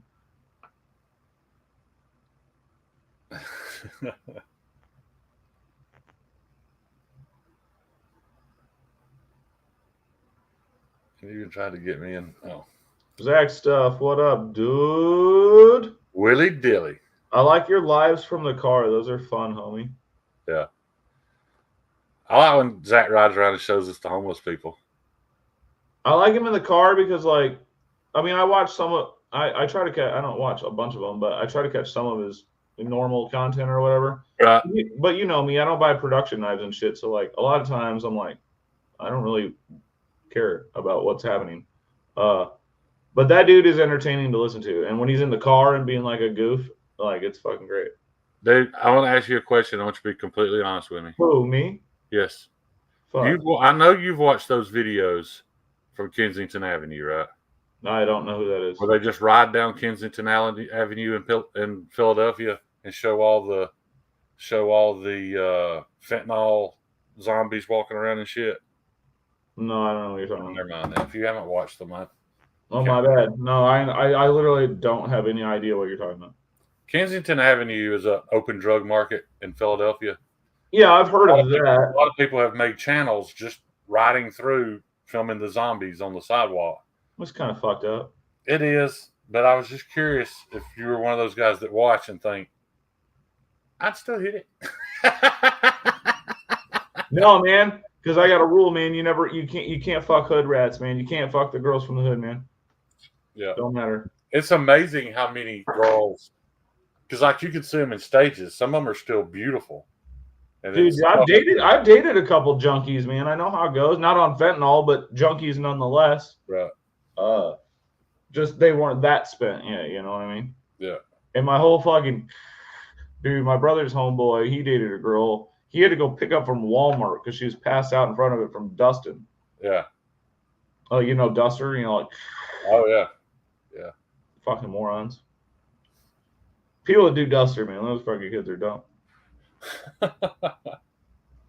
Shit is bad for you, man. Yeah, a friend of my daughter's died because they were dusting and then all hopped in a Jeep, got going down the road. Dude, it's not delayed reaction. Like 90 seconds later, the driver passed out. Yeah. Didn't kill him, but he killed his best friend. Yep. Yeah, that shit is not good for you, man. Yeah. Yeah. I just don't understand how they thought that was a better situation. They made it legal. And now all these people are just laying around on the sidewalk rotting. Made what legal? Everything. What are you talking about? The fentanyl's not illegal on Kensington Avenue. In that neighborhood, you can openly buy it and use it. And now there's all these people laying around. They just can't do shit about it, man. I get that. You arrest 10 dudes, there's 10 more dudes selling it. It doesn't matter. I get that too, but before it was legal. It's not legal. Fentanyl is not legal anywhere, bro. It is. Okay, before they stopped doing anything about it, you didn't have hundreds or thousands of people laying around on the sidewalk. They're literally rotting, dude. They have like open flesh-eating bacteria on their legs. And I know. It's just, yeah, man. Heroin's been doing that for a long time, man. I just don't remember it ever. Fentanyl is worse because it does worse shit to you, but I mean, it's the same thing, man. Can somebody time out Apex Alchemy? That motherfucker, dude. Oh, he had me so mad the other day. All over this. I sent him a picture. Decriminalized is a different statement than legal. Okay, that's what I meant. It was decriminalized. Billy was telling me that I needed to get a Scotch-Brite wheel for my grinder, and I sent him a picture. Maybe I'm wrong when I say that. I don't know. I sent him a picture because I ordered one because he told me to get a Scotch-Brite wheel, and I was like, "Is this it?" And he's like, "I don't know. I've never seen it from that angle." Nice. So, dude, I sent him pictures of this like hanging in a tree in my yard, laying on the bumper of my truck, just every angle. I sent him a picture of it sticking out of the top of my underwear.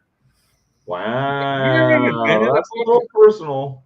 Yeah, I was like, you even been in a fucking knife shop? What do you mean I've never seen it at that angle? I Right. mean, what angle do you need to see it at to know if this is the right wheel I should No have got? shit.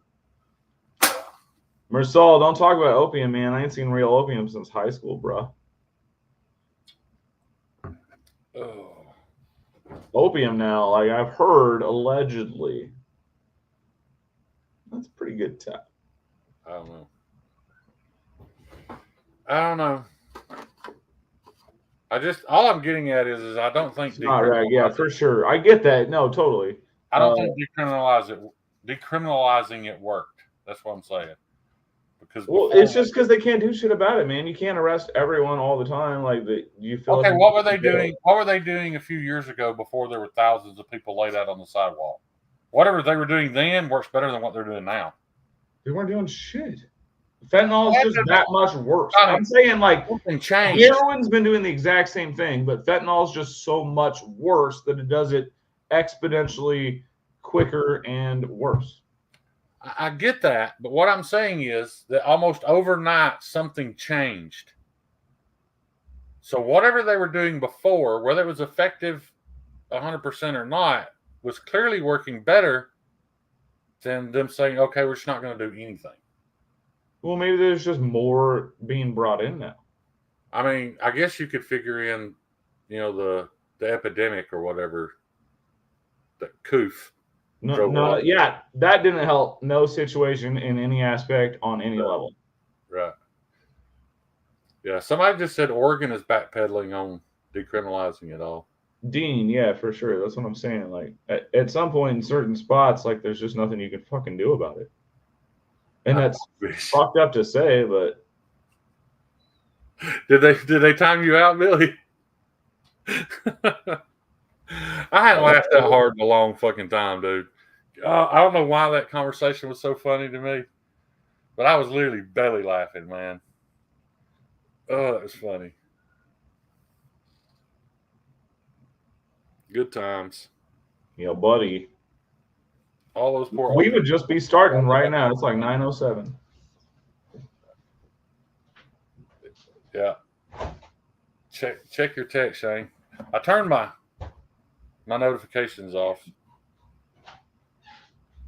I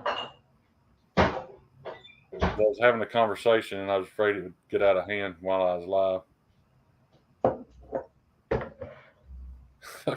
Hey, fucker, stop it.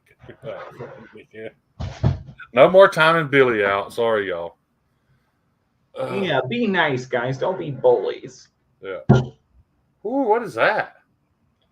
This is a little homemade mead. That looks ghetto as hell. A little 6%. Is that Sharpie? Yeah.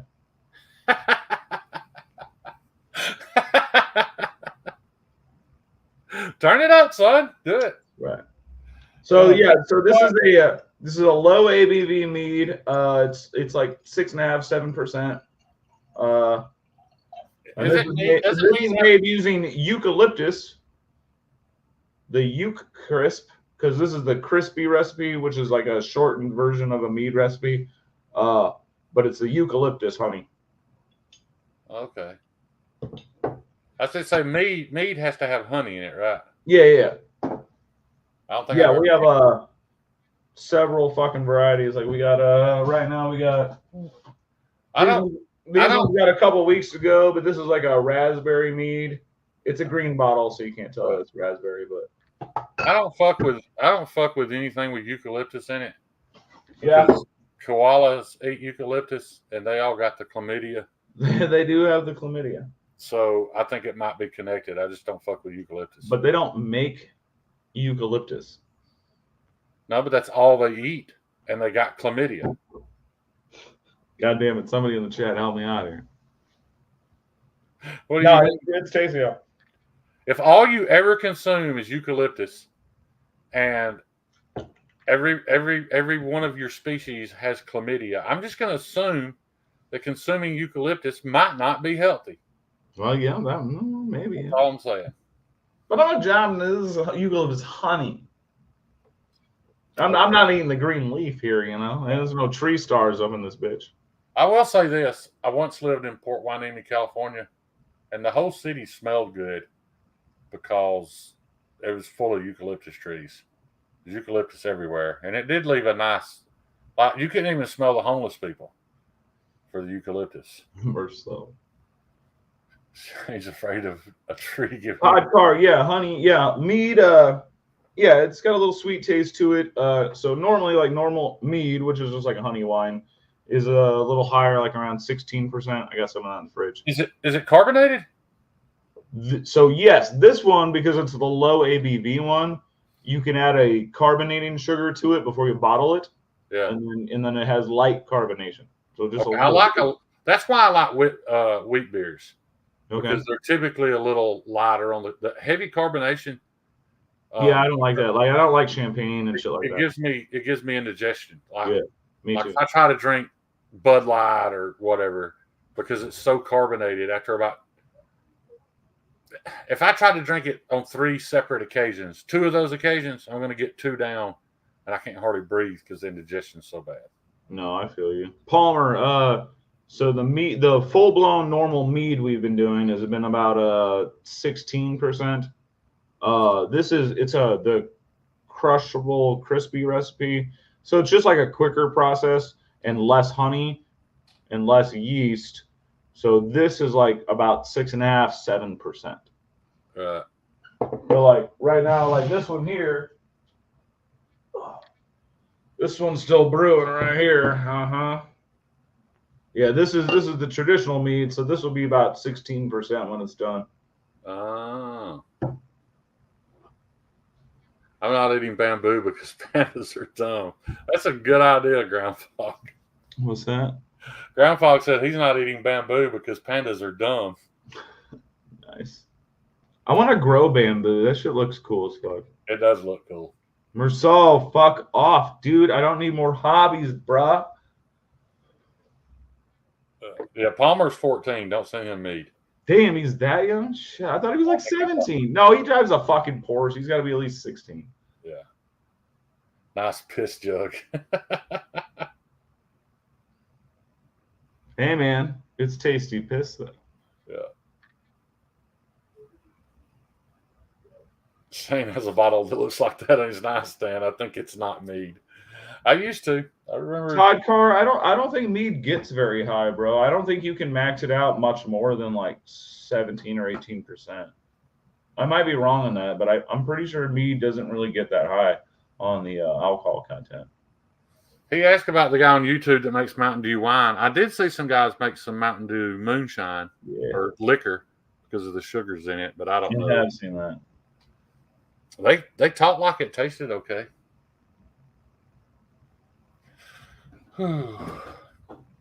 Palmer, I'm pretty sure the mead, I want to say you're supposed to let it sit for a minimum of 3 months, and that's to get that like gassy, like jet fuel taste to go away.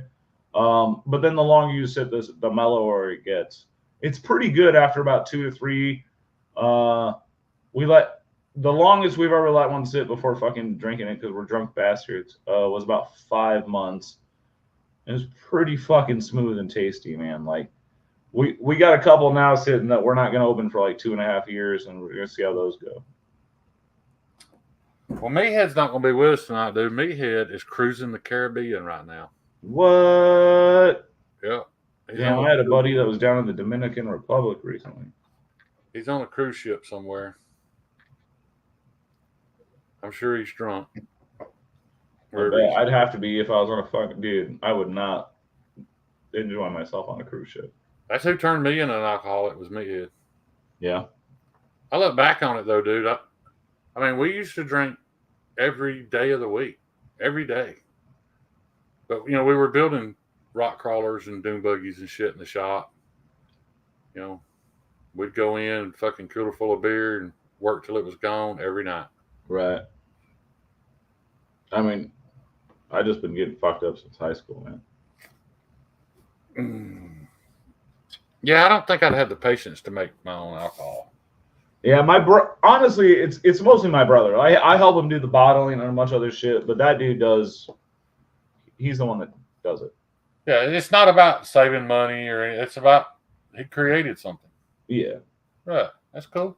No Well, I different mean, it kind of because Ernie's kind of a miser, even though he has a bunch of money compared to me. But it kind of started off like, oh man, we spent all this money on beer. We should make our own shit, and we like honey wine. But now he's buying like fancy different kinds of like honey and shit. Like, so now it's just like as if not more expensive. Right. But the quality of the product is banging. You know, like this shit is delicious. You know what I mean?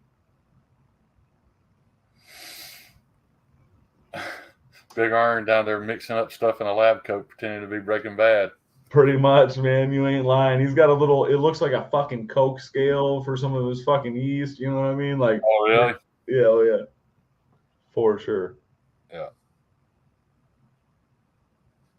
I'll buy some meat. Don't be talking about buying alcohol over state lines, Billy. Oh damn! Somebody time him out. I'm just kidding. Don't. Delete that comment. I was actually talking to Ernie. So we went to this his work. Basically, it's like a mini beer fest and those like food tents and shit. You know, doesn't matter why we're there. Anyway, we're there. And I'm like, Ernie, man, you should fucking get a tent next year so you can be a vendor. He was like, man, it's so much fucking work. I was like, yeah, man. Heisen Ernie. That was a damn good show, man. It took me a long time to decide to start watching it, but I did enjoy it. I love shit where they make bad people. They take a bad character and make you love him and root for him. So at some point you forget this guy's not a good person. No. You know, it's no different than John Dutton on Yellowstone. He's a murderous asshole. That's a gangster show. Yeah. They're just got on cowboy hats. Yeah, exactly. It's literally Sons of Anarchy, but they replaced the motorcycles with horses. Yeah, man, or The Sopranos. Yeah. But it never fails, man. I always fall for that shit. Well, that's because we're criminal at heart, even if we're not criminals. Right. You know, I don't think the Avengers it didn't work out like that. But when you really look at what Thanos was doing, was he really that? We're going there. Yeah, was he really that bad a guy? Well, I mean, you kind of agree with him, Billy. He was like, we need to kill half of everybody to set things back right. See, I can't get on that because I want us all to die. So right. Yeah, that's why. Yeah, they're fucking it up again, Matt. We'll see, but it's gonna be bad again. What is? Dexter. They're bringing Dexter back again. I've never watched Dexter. It's a great show, and then they ended it, and it was a bad ending, and then they brought back a new show, and then it was a really fucking bad ending, and now they're bringing it back again. But dude, the thing about endings, has there ever been a show that, other than MASH? MASH had a good ending because the entire time you're hoping, man, I hope these people make it home. My boy. At the end of MASH, they all get on a helicopter and go home. That's the only scenario ever where there was an option for a good ending. Nobody wants it to end, so the ending's gonna suck. I fucking love MASH. Yeah, I've seen all of it many times. So do you remember the episode where Hawkeye is sitting in the galley where they eating that man's liver? Yes. Nobody ever remembers that. Yes. Dude, I literally was raised on fucking MASH and Star Trek, man. Like, it was like one of those depressing episodes. Yeah. He's sitting there cutting it up. And I don't know that they ever cleared up the fact that if he was lying or whatever. Right. But I remember them. That's just like Little House on the Prairie. It's like very few people remember when the guy that owned the lumber yard married that little girl. Mm-hmm. I don't know how old he was, but dude, he had a big beard, wore overalls, and she was like 12. And it wasn't a big deal because, you know, back then. That's how they did it. Right. I just think about that today, though. I'm like, I guarantee you that episode is blacklisted. I guarantee you. Even if they're doing replays of Little House on the Prairie, I guarantee you'll never see that episode. No. I thought Sopranos had a purpose. I've heard that Sopranos had a perfect ending, but Sopranos wasn't a bad ending. I think the people who didn't like the ending just didn't want it to be over. Because I remember when I watched the very last episode of The Wire, Donnie, I know you're going to laugh at this, dude, but I seriously slipped into a depression because I didn't realize that my mental health was fucked at the time. And the only thing getting me through was The Wire. Was watching. I was addicted to watching The Wire. And then when it was over, I remember sitting there legit like, what the fuck am I going to do in my life, man? I have nothing to do now. I have nothing to look forward to. Like, it was that big a deal for me. But at that point in time, I had sought help, and they put me on. That's when we realized that I can't take antidepressants. Like, I legit did not want to be alive while I was on that medicine. And the only time I ever, during that entire span of months, the only time I ever wasn't thinking about wishing I wasn't alive was while I was watching The Wire. So it was, but I can't go back and rewatch it now. It's like my headspace is different, and I can't. I just. Have you watched the mayor of Kingstown? I just started. Dude, that show is fucking great. I'll tell you where I got to. We have watched everything that they have out already, and it's fucking solid all the way through. I'll tell you where I got, and I don't want to say it didn't hook me because I enjoyed it, but I haven't turned it back on since. I got to the episode where they killed his brother, and that chick comes up to him on the sidewalk and's like, so-and-so needs help. And he's debating, the other guy's telling him, this ain't your business, and he turns and is like, what's her name? Yeah. That's the last one I saw. So does it get pretty saucy after that? Does it get what? Does it get pretty violent after that? Oh, it gets violent for sure. But it's so good, man, because it really focuses on Renner basically taking over his brother's torch. Right. And what I like about it compared to like The Wire and shit, just to do the whatever, but it's not a cop show. Right. It is a in-between show. Like, that dude is literally like the in-between man, See, that's what was weird about The Wire. Like, there was a couple of the cops that I got kind of attached to, but it was the kids I was attached to. Yeah. Not the big time dealers. It was those kids on that couch. Well, yeah. The only one that I wanted to die at the end of it was still sitting on that fucking couch. Yeah. He's of all of them, he deserved to die more than anybody. For sure. Dude, I legit fucking wept when Omar died, dude. Yeah, Omar. Yeah. Omar was probably one of my favorite characters. Hell yeah, that motherfucker's bad as shit. Dude, that show was so good. Yeah, just the way that was laid out, with the camera was way down low, like it was on the ground. When it showed Omar walking into the projects, whistling, I was like, holy shit. That was just the most badass. I don't know. I don't even know how to say it. I don't know how to put it to words. No, I feel you, man. For sure. 100. Well, Dawson, I will somewhat agree with you there. I'd never watched the last season. I just of The Wire? No, of Justified. Oh, I love Justified. I was most certainly Team Boyd, and it was just weird because like you knew Boyd was the bad guy, but they never crossed that line to make you hate him until right before he died. Like, he killed that old man in the truck, dude. That was so fucking uncalled for. But it was such a hard swing from, yeah, he's the bad guy, but you fucking love him, to all of a sudden, well, now we got to give people a reason to hate him so we can kill him off. That was a little rough. I was reading they're bringing Yellowstone back for a 6th season. Yeah. I've tried to watch. There's so much shit about that show on the internet, and everybody's just trying to get clicks, But from what I understand, watch it for fucking Beth. Yeah, but from what I understand, she's so badass. I don't think Kevin Costner was happy with the fact that he fell out of first place on that show. Like, well, he was supposed to be the most important character, and people gravitated to Rip and Beth. That's because they were better characters. Now, Kevin Costner's character was cold hard, but he can't be. He's the fucking dad, man. He can't be Superman. It's got to be fucking other people. And I get Kevin Costner's got his swag, Yeah, I But remember asking my that's what he daughter- gets, man. Rip and fucking Beth. They are that fucking show. Yeah, I remember asking my daughter. I was like, "What is up with all these women in love with Rip?" I mean, I get it; he's manly, whatever. But especially in a world where Because you the know, motherfucker can fight. where they're wanting to do away with toxic masculinity and all this shit. I was like, how is it that? Yeah, how do you like Rip then? Yeah, like Yeah. what? She was like, Yeah. I'll tell you why.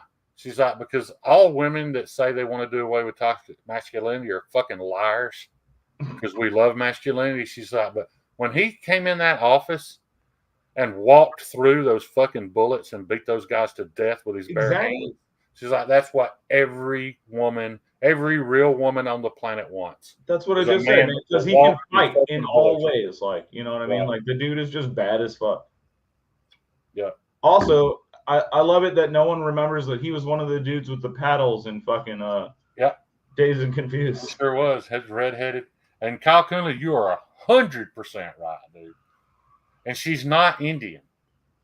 The bunch No, of yeah, she's a smoke show, but Beth is way cooler. I'd rather fuck Beth than her because Beth's a crazy bitch. Right. But she there was some controversy about that, about him not hiring an American Indian actor because she's actually like Chinese, Japanese Yeah. or something. They just needed skin tone, bro. But when you look at it, dude, nobody has employed more American Indians than Taylor Sheridan. He uses the same ones and Dude. lots of them in everything he makes. Except Taylor for- Sheridan, that dude has my respect. Yeah. Because that dude knows and respects all of the history behind all the shit he does. What'd you think about 1880? I thought it was good. I thought it was incredible. Yeah, man. because I No, I typically, thought it was a great show. I thought it was great. I typically can't get behind or really get invested in a show that is written from a woman's point of view. And that show That's super typical.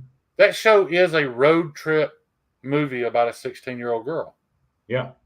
You know, it's just a story about a 16-year-old girl on the Oregon Trail, and it's fucking incredible.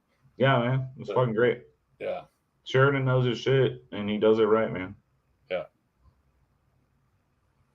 Yeah, and then I watched the newer one. Was it 1917 or whatever? We haven't watched that one. We haven't watched that one No, yet. dude, don't. It's incredible, but it just stops. Yeah. And they haven't even talked about film. There's not even close to an ending. It's like you're watching it, and all of a sudden it stops, and you're like, Like no closure at all. none at Uh, all whatsoever. Not even for like a mid-season finale. It just fucking stops. like a show that got canceled. Yeah, exactly. Like it That got sucks. canceled mid. But But, I mean, what happened was the coof, and they weren't finished. But I haven't heard anything about them finishing it. Damn. Last Ranger, you're right. If you haven't seen Wind River, my God, Wind River is such a good movie, dude. I think, Wind River? yeah, Yeah, I've seen it. Yeah. I think Hell or High Water was a little more. I fucking love that movie. Well, you've got a brother, of course you do. Dude, if you had been in some of the situations with me and Ernie, bro, like, I'd get it. man, My brother, it hits so close to home. Like, my brother's an the outlaw. scene at the gas station Yeah. where the dude pulls his gun out and he's just sitting in the car Yeah, and he's just he waiting knows. for- He and he's knows. just He waiting for knows. his brother to come out. He's like, wait. He knows his brother's fixing to fuck that guy up. Yeah, He's like, oh, But he it- remembered the gun. Good job. Yeah. He didn't have to give him a hand signal. He didn't have to say shit. His brother just came out there and did work, dude. It was Dude. so epic. Fucking love that movie. Yeah. Yeah. That's one of my That's favorites. good. That's a good But what I was saying is, I think Wind River or Hell or High Water was probably a little more broadly attractive to Yeah, more for people. sure. But I And- think Wind River was a slightly better story. No, Wind River was a fucking fantastic movie. And I don't want to take away from that, but because you brought up Hell or High Water, the old Hell or High lady, Water. I think if you don't have a brother, the you old wanna lady in it though. yeah, I don't think you'll appreciate Hell or High Water as much if you don't No, have a brother. but you will appreciate the old lady at the steakhouse. Yeah, what don't you want? What don't you want? Fucking love her, dude. I mean, I feel like that was candid. Like 28 just years, fucking filmed a lady that Yeah. actually worked there. Oh yeah, I think so too. He's like, I've been here 28 years. Ain't nobody ever ordered nothing but the T-bone. So what don't you want? So good. She's like, medium rare. And he raised his hands like, that wasn't a question. That wasn't the question. I'd have tipped that bitch $100 bill, dude. Fuck yeah, dude. Just kind of reminded me of my grandma. Yeah. Rip. Yeah. I don't know how Taylor does it, dude. I don't know how he brings that type of acting out in people. Right. Like, people talk about that dude that played the Joker. Either one of them, whether you're talking about Heath Ledger. whatever or Joaquin Phoenix. Right. Not taking anything away from those. But dude, I've seen much better acting in Taylor Sheridan movies than those characters. Oh, fuck yeah, man. Yeah. For sure. I like the pairing of Chris and his brother from Highwater in The Contractor. Well, wait a minute. What are we talking about? Is that a Taylor Sheridan movie, The Contractor?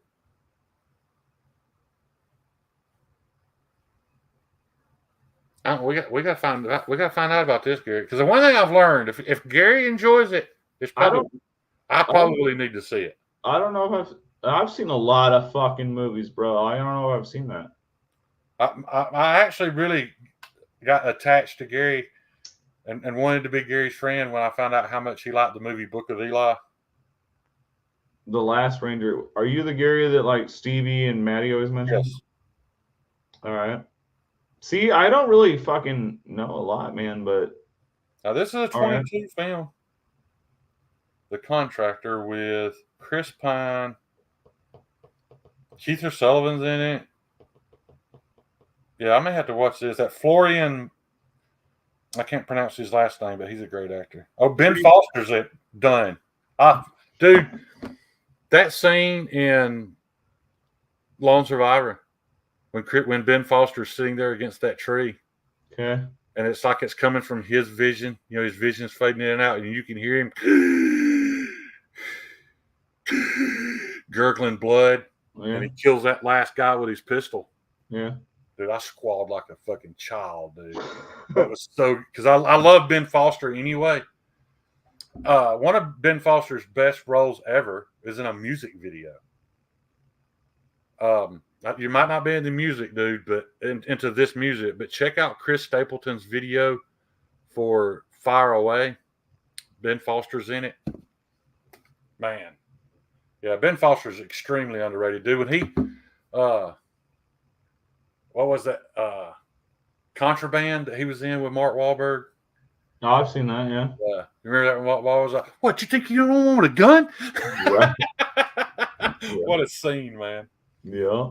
And then that scene in the town when Ben Affleck walks in. Dude, I fucking love that movie. Yeah, he walks in, he's like, we got to go somewhere. Can't ask any questions. We're going to hurt some people. And Jeremy Renner's like, whose car are we taking? Dude, I specifically like Jeremy Renner when he plays that kind of role. He's super good in in that Kingstown show where he's like kind of a good guy or whatever. But when he plays like a white trash piece of shit criminal, he's so good at it. He's so always good got to be Boston. Yeah. I saw 310 to Yuma, Gary, and I'm going to be honest with you. I didn't remember Ben Foster. It's been so long. I don't even remember Ben Foster. I just remember, was it Russell Crowe, I think was the. So, yeah, I got to see that. Maybe, yeah. I've only seen it one time, and it was a long fucking, I was probably drunk. It's one of the best modern Westerns ever made. And I don't think that many people saw it. It wasn't near as cheesy as, I hate to say it's going to piss a lot of people off, but Tombstone was a little bit cheesy. What was? Tombstone. Shut up. I knew you were going to say it. Why would you even say that? It's great, but if you go back and watch it now, it's like, it's a little bit cheesy. No! But it is, dude. Go watch it now. It's a tad bit cheesy. No, I know. Kurt Russell at the end when he's firing. He's like, no! No. So fucking good. 310 to Yuma was just a little darker. No, yeah, for sure. No, I feel you. You. It was dirty. I am a Tombstone fan, though. Oh, I am too. Yeah. I'm just being honest. Yeah, he was Russell Crowe's second command. I have to go back and check that out. Did you sing Bone Tomahawk? Yeah. That's pretty good. Yeah. It's a little slow to get. I don't mind a movie being a little slow if they're using it well to develop a character. Yeah, for sure. Because that's the deal breaker for me. If I'm watching a movie, if I don't care about the characters, I don't care about the movie. Right. I have to have an emotional connection to the. That's not the difference between my wife. You know, she don't cry watching movies. She just don't get invested in characters like I do. So Hold on, Matt. What did I get offended by? Oh, because I was offended by. Yeah. All right, never mind. Shut up. Fuck off. Tombstone thing. Yeah. Dude, there's some like more modern Western. I don't know. It's probably like 15, 20 years old now, but it's got like a lady in a purple dress. She's like one of the mains. It's pretty fucking violent. It's kind of quirky. I can't fucking remember the name of it. You're not talking about that Western with Gina Carano in it, are you? No. No, I I don't think it was her. No. Yeah. Taken with Cate Blanchett and Tommy Lee Jones. That's a good one. I don't know if I've seen that. Wait, Taken. Hold on. Oh, Western Taken. Hold on. What? Oh, what the fuck? I'll have to look that up. I might have. Doesn't matter. I haven't seen that. Yeah. But yeah, Bone Tomahawk came together in the end. It ended up being pretty good. I gotta Google this shit. Which movie are you looking at? I'm trying to figure out this Western where like there's a badass like lady character in it. Did you watch that foreign World War II film recently? What the fuck does that mean? Where that guy, the dude was a prospector and he found gold, like these huge chunks of gold, and he's trying to get them across the border, and the Nazis are chasing him and everything. Huh. Dude, you'd love that, dude. Yeah, good. Yes, very good. But it's got a weird name. I bet Gary knows it. Ben Foster was a badass in The Mechanic, yeah. Gary, what is that movie? That dude, he was a prospector, and then the Nazis try to take his gold and they try to kill him. Dude, it gets extremely brutal. And they I do like brutal. Well, you'll like this. Like he throws a pickaxe through a guy's fucking head. Sisu. That's it, Grandfather. Sisu. Write that down, Donnie. Sisu. Sisu. You will love it. There's not a whole lot of dialogue in it. That's all right. If it's good, I don't care one way or the other. Yeah. As long as it's good. Yeah. I still need to see Sisu. I'm not going to run it, Kyle. You watch Sisu, and I'm going to watch The Contractor because if Ben Foster's in it, I got to see it.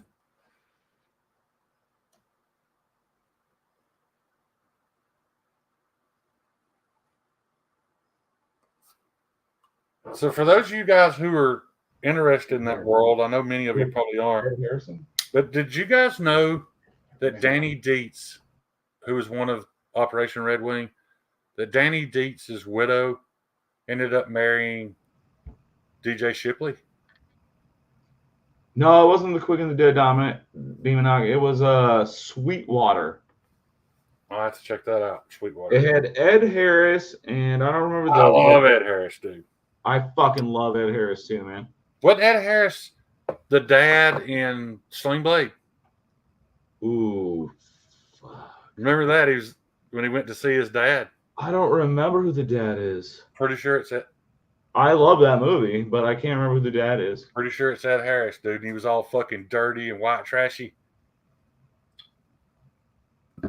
Yeah, The Quick and the Dead was just that movie only made it big because Sharon Stone had showed her twat recently, so everybody was hiring her.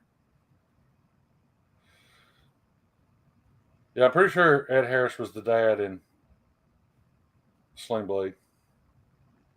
Yeah, he's in The Rock. That's another movie, dude. Ed Harris was right. He was. Oh, he wasn't wrong. He might not be the bad guy, but what he was doing, and why he was doing it. In his principle, he was not wrong. Right. Well, wait a minute. I may be wrong, dude. I'm not seeing it. John Ritter, Dwight Yoakam, J.T. Walsh. I mean, he was only in it for a second, so maybe he's not top billing. Oh, I'm sorry, dude. That was Robert Duvall. All right. still old head and still mad respectful. Right. Because that dude's fucking boss. Yeah, the main chick in this Sweetwater movie, January Jones. She sounds like a stripper. I don't know who she is, but Ed Harris is in it too. But it's good. Yeah. It's a little violent. It's a little more modern. Did you You like see? violent, you're gonna love Sisu. There's a super modern western with like Jamie Foxx and shit. Django Unchained? That's not really a Western, though. That's really more about the Civil War. No, Are you talking about the Hateful Eight? I can't remember. It came out within the last couple of years. It's like all black cast. It's like Jamie Foxx and like a whole. Oh, I hadn't seen it yet. Dude, it is so fucking good. Yeah. It's really good. What was that other one he was in? It was It's artsy, but it's fucking. was Jamie Foxx in The Magnificent Seven? The Magnificent Seven. Are you talking about the Hateful Eight? No, I know those are both movies. Magnificent Seven had Chris Pratt, I'm pretty sure. No, I don't know what that is though. Oh, it was pretty good. I may be wrong about. The Harder They Fall. Yeah, Idris Elba's my fucking boy. I love that dude. Dude, when they were talking about replacing James Bond, I don't think there is a better candidate than Idris Elba. No, dude, he would make a good James Bond. Yeah, it'll never happen. But and think about how happy it would make everybody. I mean, he's got my vote anyway. That dude is bad as fuck, and he's played similar kind of roles. Yeah, and he's fucking just a bad motherfucker. Because I heard Chris Pine, I've heard several other people, but I just think as far as that debonair, walking in with a tuxedo, he's got that swag, he's got that look, he's got that like kind of cocky fucking, I don't know. Ask black women who they think the best looking man on the planet is. Yeah, 9 out of 10 is gonna say Idris Elba. Yeah, because Denzel's too old. Right. Well, apparently, I watched this scientific thing about Denzel. And the scientist was breaking down why Denzel Washington is so handsome, but it's because his face is perfectly symmetrical. Yep. You've seen that thing where they can split your face, yep, and then flip-flop it and put the two sides of your face together, and you look different because you're facing. But apparently Denzel, if you split him down the middle, he's like straight up. Yeah, it's the same. Yeah, he's perfectly the same on each side. Yeah, I've had several arguments over people trying to tell me that. Who's that guy from There Will Be Blood?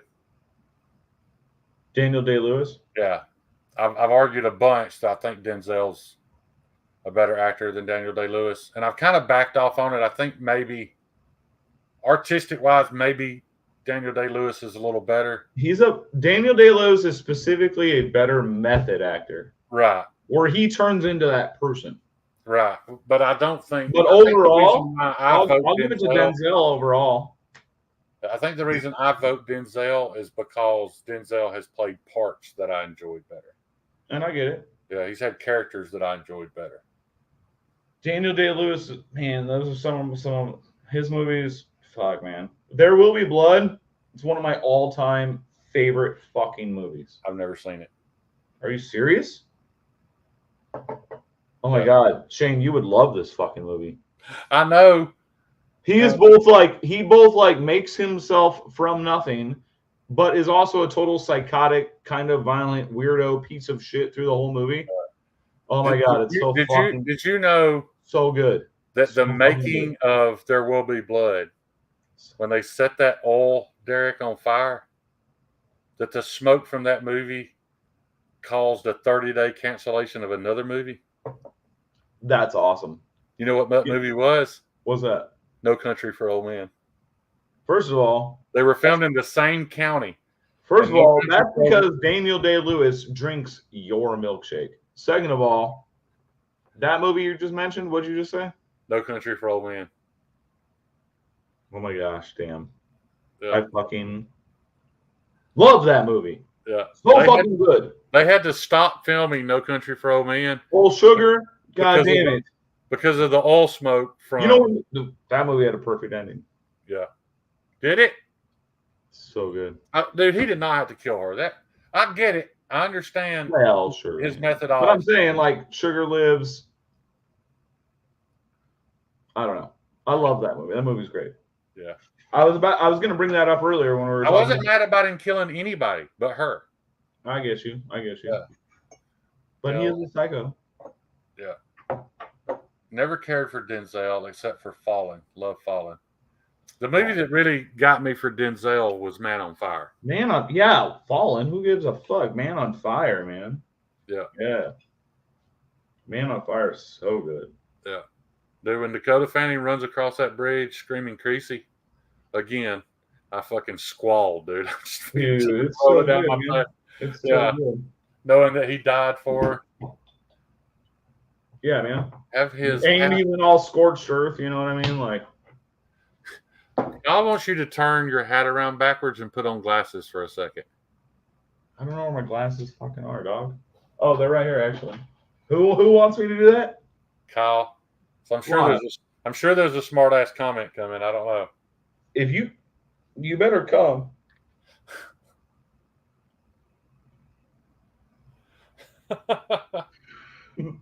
I mean, I don't know where Kyle's going with this. What? Now I can't see. Yeah, I don't know where that was going either. Oh, I'm sure we'll find out. We'll hear it eventually. I want to show you a picture. This picture kind of changed my life, dude. When I started working at the tattoo shop, we took this picture, posted it on my MySpace. All right. And like overnight, my DMs blew up. That was when I knew my life was changing. And this is the guy I'm talking about that reminds me of you. That's Brett. That's the guy that I lived with and tattooed with. All right. Now, if you want to know why my MySpace blew up, if you look in this crotch area, you'll see this huge bulge in my blue jeans, sure. which was 100% just the blue jeans. It's not real, but man, people thought it was. I've even been accused of stuffing my pants. I'm like, dude, it's just the way my blue jeans creased when I sat down. Yeah. That was my boy Brett. Brett's one of them annoying ass music gatekeepers, though. Like, I'll be like, man, I started listening to the Deftones and I really like them. He's like, fuck the Deftones, they suck after this album. And I'm like, whatever. You're the one that told me to listen. But yeah, that's the first time that's the first time I ever ate a ladder. I'm kind of that guy at the same time, but I know. That's why I say you remind me of him. Yeah. Grateful. Kyle hasn't said anything yet. I don't know what. Did Brand New American say Denzel was good in The Matrix? That was not Denzel. Yes, I think he was kidding. But that was who was that dude? Lawrence Fishburne. Larry Fishburne. Larry Fishburne. That's right. If you've seen King of New York, where he is credited as Larry. Right. I like the meme where he's in Boys in the Hood, and then they inform you that he was 2 years older than the actor that was playing his son. Right. That was the whole thing in Don't Be a Menace. Yeah. Oh shit! I got a text. Yeah, I forgot about that. They make fun of it in Don't Be a Menace. Don't be a menace to society while he's what? Like, while drinking your juice in the hood. Yeah. Yeah, he's like putting his dad to bed. It's motherfucker, dude. Nice. Who's that? Who the fuck? Wow. Kind of, yeah. All right, I got you. If you'd have told me I had teeth out and turned to the side, I could have done that. Dance a jig for you. Yeah. You fucking asshole. Oh, shit. It's awesome. Yeah. Who's that? Is that from So what do we got to watch? I've got to watch The Contractor. You've got to watch Squints. Yeah, from fucking what? Sisu. What the fuck is the name of that movie? Sisu. No, not Sisu. The one with Squints. Oh, one with Squints? I can't remember. I'm just talking about what you have to watch. That's your assignment. The baseball movie, where all the kids are playing baseball and the big scary dog. Sandlot. Thanks, Ernie. Is Squints the one that gets the lifeguard to kiss him? Yes. Yeah. That's because we're strong pimps, bitch. You needed a picture of another strong pimp. Thank you. Sisu was made by the people who made John Wick. Oh, all right. That looks fucking wild. That's kind of the point there. This old man finds this gold, tries to get it out of the country during the World War. Comes across, I think it was 563 miles away from the border. Tries to walk it out, and then when the Nazis fuck with him, they have no idea that he's a badass. I heard to God, I've seen something like that, but it was like a totally different. Some dude going to the mountains, found a spot, fucking dug forever, finally found some gold, was digging it out, and then some random person came across him, and he was trying to protect it, and then like one of them got hurt, and like blah blah blah. I don't know, it was weird. I can't remember what it was. Don't worry, I'll never remember it. Gary said Chris Pine is more in the Contractor than Ben. That's okay. I like Chris Pine. Even if Ben's in it a little bit. Ben's only in that music video for like 30, 40 seconds. And I loved it. Palmer, I don't know what ideas he's out of. That's just what he said.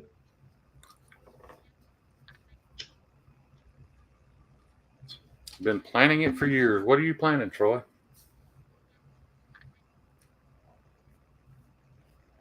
Sandlot. That was definitely a good movie. That's the movie that made me want to get a Dogue de Bordeaux or a French Mastiff, whatever you want to call it. I had one. I'd come home, but he was like 140 pounds. I'd come home from work in my mechanic uniform. That was the only time I could play with him.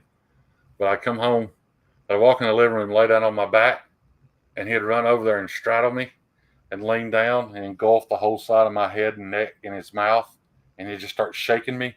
And I'd grab him by the ribs and like, "Arr, arr." And every time I'd do it, he'd shake and growl back. Never hurt me though. God, that dog was so strong, man. That's something, bud. You want to talk about this, Donnie? Talk about what? Let's comment. I don't know what JWK means. Jack Wolf knives. Oh, that's the budget knife? Yeah. Well, and like 14C. I mean, that's definitely not budget. If you're a poor like me, that's not a budget knife. Absolutely not. Fuck no. That's like old school Benchmade prices. Like, what the fuck? Get out of here. Yeah. I mean, that's like modern Spyderco prices. Yeah, exactly. What the fuck? Yeah. I mean, you can buy Rex 45 Magnets Lightweight for $108 made in America. And that's what I don't care, man. I understand that people are going to buy them. People are going to buy his full price shit. But you guys don't realize that if you keep buying those, paying those prices, everybody has to go up. Spyderco is not going to sit back and watch you pay $200 for Chinese 14C and continue to sell you knives for $140. He's normalizing that price for Chinese made. Everything's going to skyrocket because of it. Yeah, man. Do you see Alex Steingrammer was focused? I don't even know who shit he was posting, but he posted a screenshot of some knives, and he was like, "Time to raise prices significantly." It's probably those. Yeah. There were some fixies of some sort. I don't know what they were. Oh. Well, maybe. I don't know. I saw it was like in his reels, so it was pretty quick. But right. Yeah. But yeah, man, that like you said, it forces the American companies to be like, well, fuck, if you guys are going to pay that, then I have to charge more because fuck them and fuck you. Right. Well, and not fuck you, but like the work is worth more money. That's what I'm getting at, dude. I don't badmouth anybody for buying something that they want, but No, I don't care about that at all. The people that are buying that, dude, are fucking themselves and everybody else in the end. It won't happen tomorrow. Troy, you're right. It's going to gradually happen. No, you're wrong, Shane. Yeah, I want a Porsche too, but I don't want to maintain it. I just want to have one long enough to kick the shit out of it. You just want to borrow one. Yeah. No, I don't think. The thing I saw, he posted something and was talking about raising prices, but it wasn't his knives. It posted somebody else's knives. I might have screenshotted it. I'll send it to Shane. See, get Man X3. Stevie, you can kiss my ass. That legit got me excited. I don't even remember who started that, but somebody started that about, have you guys seen the Man X3? And I got all excited and then found out that they were fucking with me.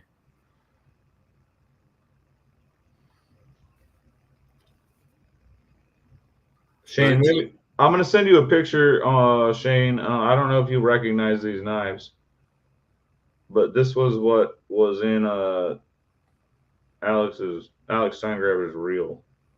I just sent it. I thought it was Cheeto, Kyle.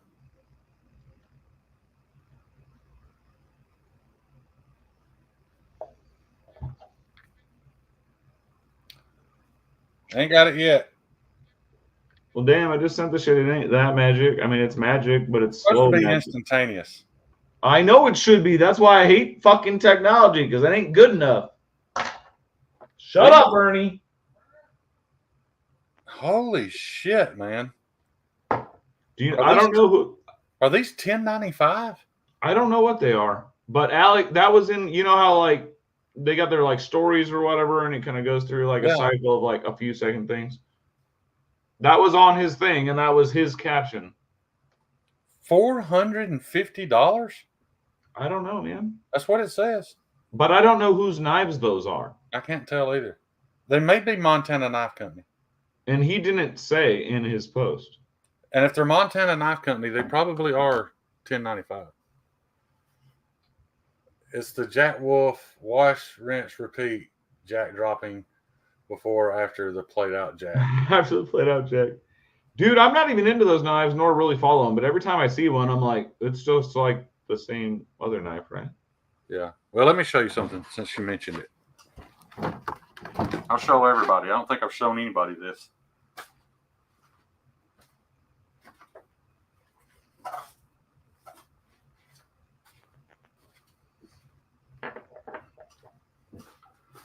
This is an upcoming model. I'm only making a few to see how they do. But this is the Joke Wolf. Oh yeah. It's just a little 3-finger. Palmer sent. No, it's not going to have titanium bolsters, but it's going to be made, it's going to be made in the U.S. and it's going to be $247 with a $120 made in the USA discount. Nice. So $127. Steve, you're right.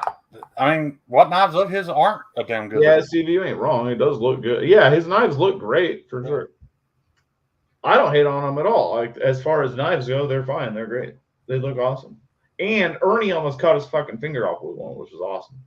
Yeah, they're sharp. Well, Ernie never really fucks with like slip joints, and he doesn't fuck with modern slip joints, and those motherfuckers got some walk and talk. Yeah. Those motherfuckers will bite you. Yeah.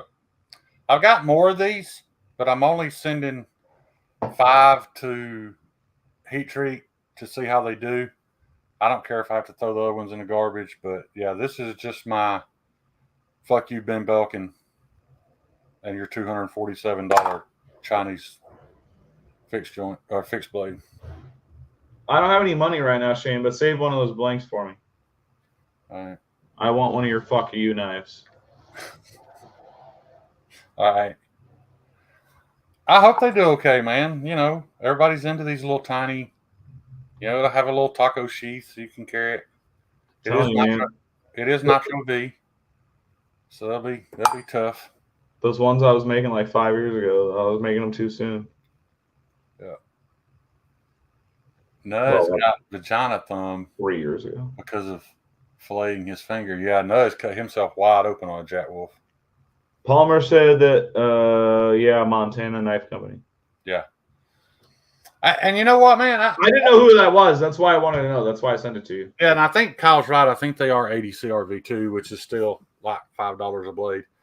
But yeah, at that $5 for the bar to make two of them. And those guys are veterans, and they're being heavily pushed by the veteran or the gun veteran YouTuber community, and I'm proud of them. I hope they make. And it's all made here, right? Yeah. Yeah, I hope they make a shit ton of money, man. I get it, but man, I don't know. But they should be putting out something a little better. Right, they're not great steels, and I don't know, man. How do they compare to say like that TCal dude? Because I don't know much about either. I don't know much about either one. It's about the same, the same quality of knife. Yeah, I figured. It's just water jetted, and they're typically. It's just American, in-house, mass-produced. Right, and that's what people don't understand. When you do that little saber grind and it's thick as fuck behind the edge, that is a fuck ton less work than trying to make something paper thin.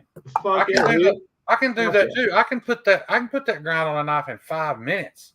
Yeah, me too. Fuck yeah. And that's all they're doing, dude. They're spending very little time putting a thick ass saber grind on it for you. I like 80 CRV2 too, Eminem, but I'm just saying, is a 80 CRV2 with a bolt-on G10 handle worth $450? Palmer's saying they're in MagnaCut. Yeah, I knew they started using some MagnaCut, and maybe those are MagnaCut. But here's another thing: if they're MagnaCut and they're coated, how are they coated? How big are they? They're probably 8. I'm guessing 8 to 9 inch knives.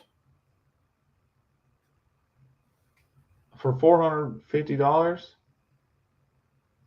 Is that what you said? $450? Yeah. I don't know, man. Here's the thing, dude. Lay that knife next to a Steve Kalari. No, I'm saying that's fucking high, though. Yeah. It's me or Steve would make that knife for $450. Right. And that dude is stamping them out. And by what Zach's stuff said, their blanks are cut and ground, not in-house. They're cut and ground at New Jersey Steel Bearing. That's what we've been talking about, Shane. Half the knives y'all own were cut and ground at New Jersey Steel Bearing. Half the folders you own, the parts were cut and at New Jersey Steel Bearing and shipped to a little shop, an air conditioned room that's decorated nice and cool for their YouTube videos, and they bolt them together. Anybody can do that. Damn. Yeah, man. I mean, shit, I would have started a knife company a long time ago if I knew they were doing that much of the work. Yeah. Which, I mean, I've learned recently, but I'm saying, like, I didn't realize these dudes were doing that too. Yeah. That's what I'm saying. Some people hit me up and be like, oh, have you seen this? Have you seen that? I'm like, they look like production fixed blades. That's not done it for years. I've been saying. Stylistically, they might look cool, but like they're thick behind the edge and they suck. I don't care. Yeah, I don't know if they suck. I'm not saying they suck. Their thing is they're saying, well, this is a hard use knife. Okay, some guys need that. That's fine, but it's less. The point is it's less work. It's less cost. Yeah. You see how thin that is? I see it. That's the whole thing. Now, granted, I cut some actual, the cable for your hood release. Yeah. I cut that, so there's a couple chips in it or whatever. Right. This is CPM 154, and the blade is thin, bro. Right. And you can hard use this motherfucker. Let me tell you. Steve says he's pretty sure Bradford USA does everything in-house and it's still relatively affordable. They may very well. And then again, they may not. And I'm not bad-mouthing any company that does that. I'm just saying $450 is a lot of money. And, and all you guys that have heard me over the years talking about... Yeah, but Stevie's saying they do it in-house, but it's more affordable. Like, these other people are doing out-of-house and still... Right. When you guys heard me saying for the past 3 years, all these Chinese knives are the same, and lefties laughed at me and made fun of me for it. All I'm saying, guys, is it's no different than here with everybody using New Jersey Steel Bearing. Then you got MKM over in Italy, Maniago knife makers. You got all these little plants, all these little businesses making different parts. It's the same way it works in China. China just has a whole city. Right. It's a whole city. Yeah. And They got more people. It's fine. Right, but your Riot and your CJRB, parts of that knife were made in the same plant. Yeah, they're like all the same knife. It's all borrowed. Yeah, and those guys, that's why I started getting mad about it, is because even after I proved it to them, when one of them showed me the text from China where he was confirming that it's all shared, they're all made by the same people, he still goes online and says, I'm a stupid ass redneck, and makes fun of me. Even though he knows the truth, that's what pisses me off. I got you. You know, and what I'm saying, the truth that I'm saying, is not even necessarily a negative thing, because it's happening here too. No, A lot of these guys are having their part. That's why Donnie amazes me. The fact that Donnie's sitting there hand sanding these little parts to spec, when he could just spend the money and pay New Jersey Steel Bearing to stamp them out and ship him a fucking box full of them. That's not the same thing. No, it's not. And I could. Yeah. But I don't. But eventually you'll have to. Well, I am working on getting some water jet for my frames. Mm-hmm. As you should. That's entirely too much fucking work. Yeah, man, and I'll save a lot of money, and it's not like I have to prove that I can cut out a profile anymore. You know what I mean? I made an offer recently to any YouTuber that wanted to have a U.S.-made knife that I would make it for them. Dude, I can't make 500 knives if somebody sold that to me. If Backpack B or any of those guys that are designing knives right Neither now, could I, man. But here's the thing. I'll take your order. I'll have them water jetted. Right, so you make it work. That time, I'll make it happen. Like you said earlier, how fast could you make that happen? I said by tomorrow. Right. I sure could. Right. I could get it. I could get the process started by tomorrow. Right. Yeah. Yeah. I mean, Billy did it. I told Billy about it, and a week later, his order was in. A month later, he had a whole batch of knives, water jetted, heat treated, ground, everything in his hand. Now, you know, he's I don't know what he plans to do in the future. I think his plan is just have them water jetted in the future, but you know, it just unnerves me to no end that they would just flat out lie, and then they lie about other things. And when I bring it up, I'm the stupid redneck that don't know nothing. 'Cause you from Bama, right? But it's because I'm from Bama is why I know all this. Yeah, I know all this because I at one point in time I did CrossFit, and I met a young man who was born in North Korea. His whole family was sold into slavery in China. Half his family is still there. I know exactly what is going on. You know, I wanted so bad to have him on the video. He's like, Shane, you don't get it. It's like, I can make that video. They figure out who I am. They'll kill all of them just to spite me. Yeah, he's like, people don't believe that because we live in this cushy ass society that we have in the United States. Like, it ain't like that over there. No, it's not. Yes, Palmer, I did do CrossFit at one point in time. And yes, Palmer, I do cut metal fucking cable with my knife because that's what I had and I can fix it. Right. Why is that knife not finished and sold? Oh, I made this forever ago, man. This is a personal knife. I had it like cord wrapped, but I pulled the cord off. Yeah. Yeah, and I used it to like test a bunch of my logo things on it. Right, but what I'm getting at is, why is that not available online right now? Why haven't you made a bunch of them? Because I don't know. I've made like I've sold probably 10 or 15 of these. Like some with a normal blade, some with a Tonto, but like this handle shape and everything. Right. Yeah, I've sold maybe like 15 of them. But nobody was buying my shit a couple of years ago, so. Right. And then I started making folders. Nobody was buying your shit. Nobody knew about your shit. And that's what I'm saying. Like, yeah, I wasn't trying to sound sour about it, but like, yeah, no, like, I was just a dude making knives here at home, and nobody knew who I was. I was selling them in town, but yeah, you're 100% right, Oz. And people don't want to. They think they just can't believe that people live like that, and they fucking do. And we finance it. Fucking super. We finance it. That is real life. Yeah.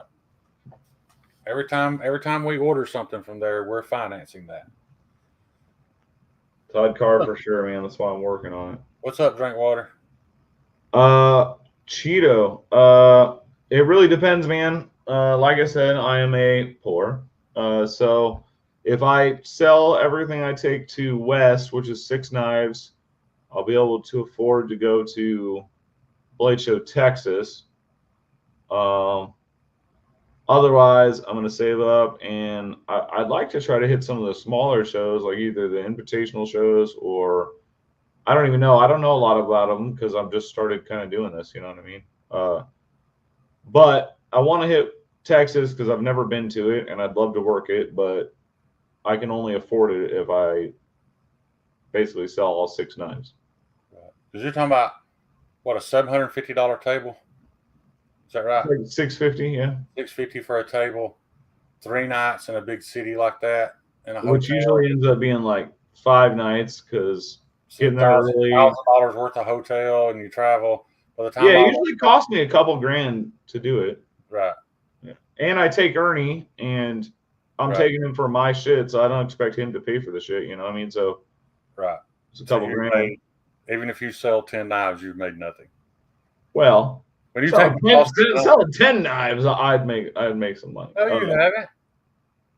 Well, not make money overall, but make money for that show. Right. Yes. You left the show with more money than you got. No, I'll be in the fucking technical black for a long time, bro. I try to be careful talking about that, man, because I hate hearing people poor mouth. I just don't like to hear it. But hearing what? Hearing people poor mouth, you know, or that woe is me. And no, I'm not woe is me. Like that's back to life. I was like, my family's been poor, man. That's the way of the world. I'm gonna work till I die. That's how it. That's fine. I'm just trying to be careful not to be that guy. You know that. Oh yeah. Because you know. No, I'm just saying, like, I just tired of it. I can only afford so much. You know what I mean? Like, right. I don't got a lot of money, and now that I have been putting all of my money, time, and self into my craft, you know, I'm not doing other things for money. So, right. You know, if I can afford to do it, I will. If not, then I'm gonna have to like sell some more and save up for whatever next show I can make. You know, I already do have Atlanta. That's why I was asking why you haven't had 10 of that fixed blade water jetted already, and right, you know, have them out there. You know, I'm wrong. That's just more competition I have to deal with too, man. But I want to see everybody do well.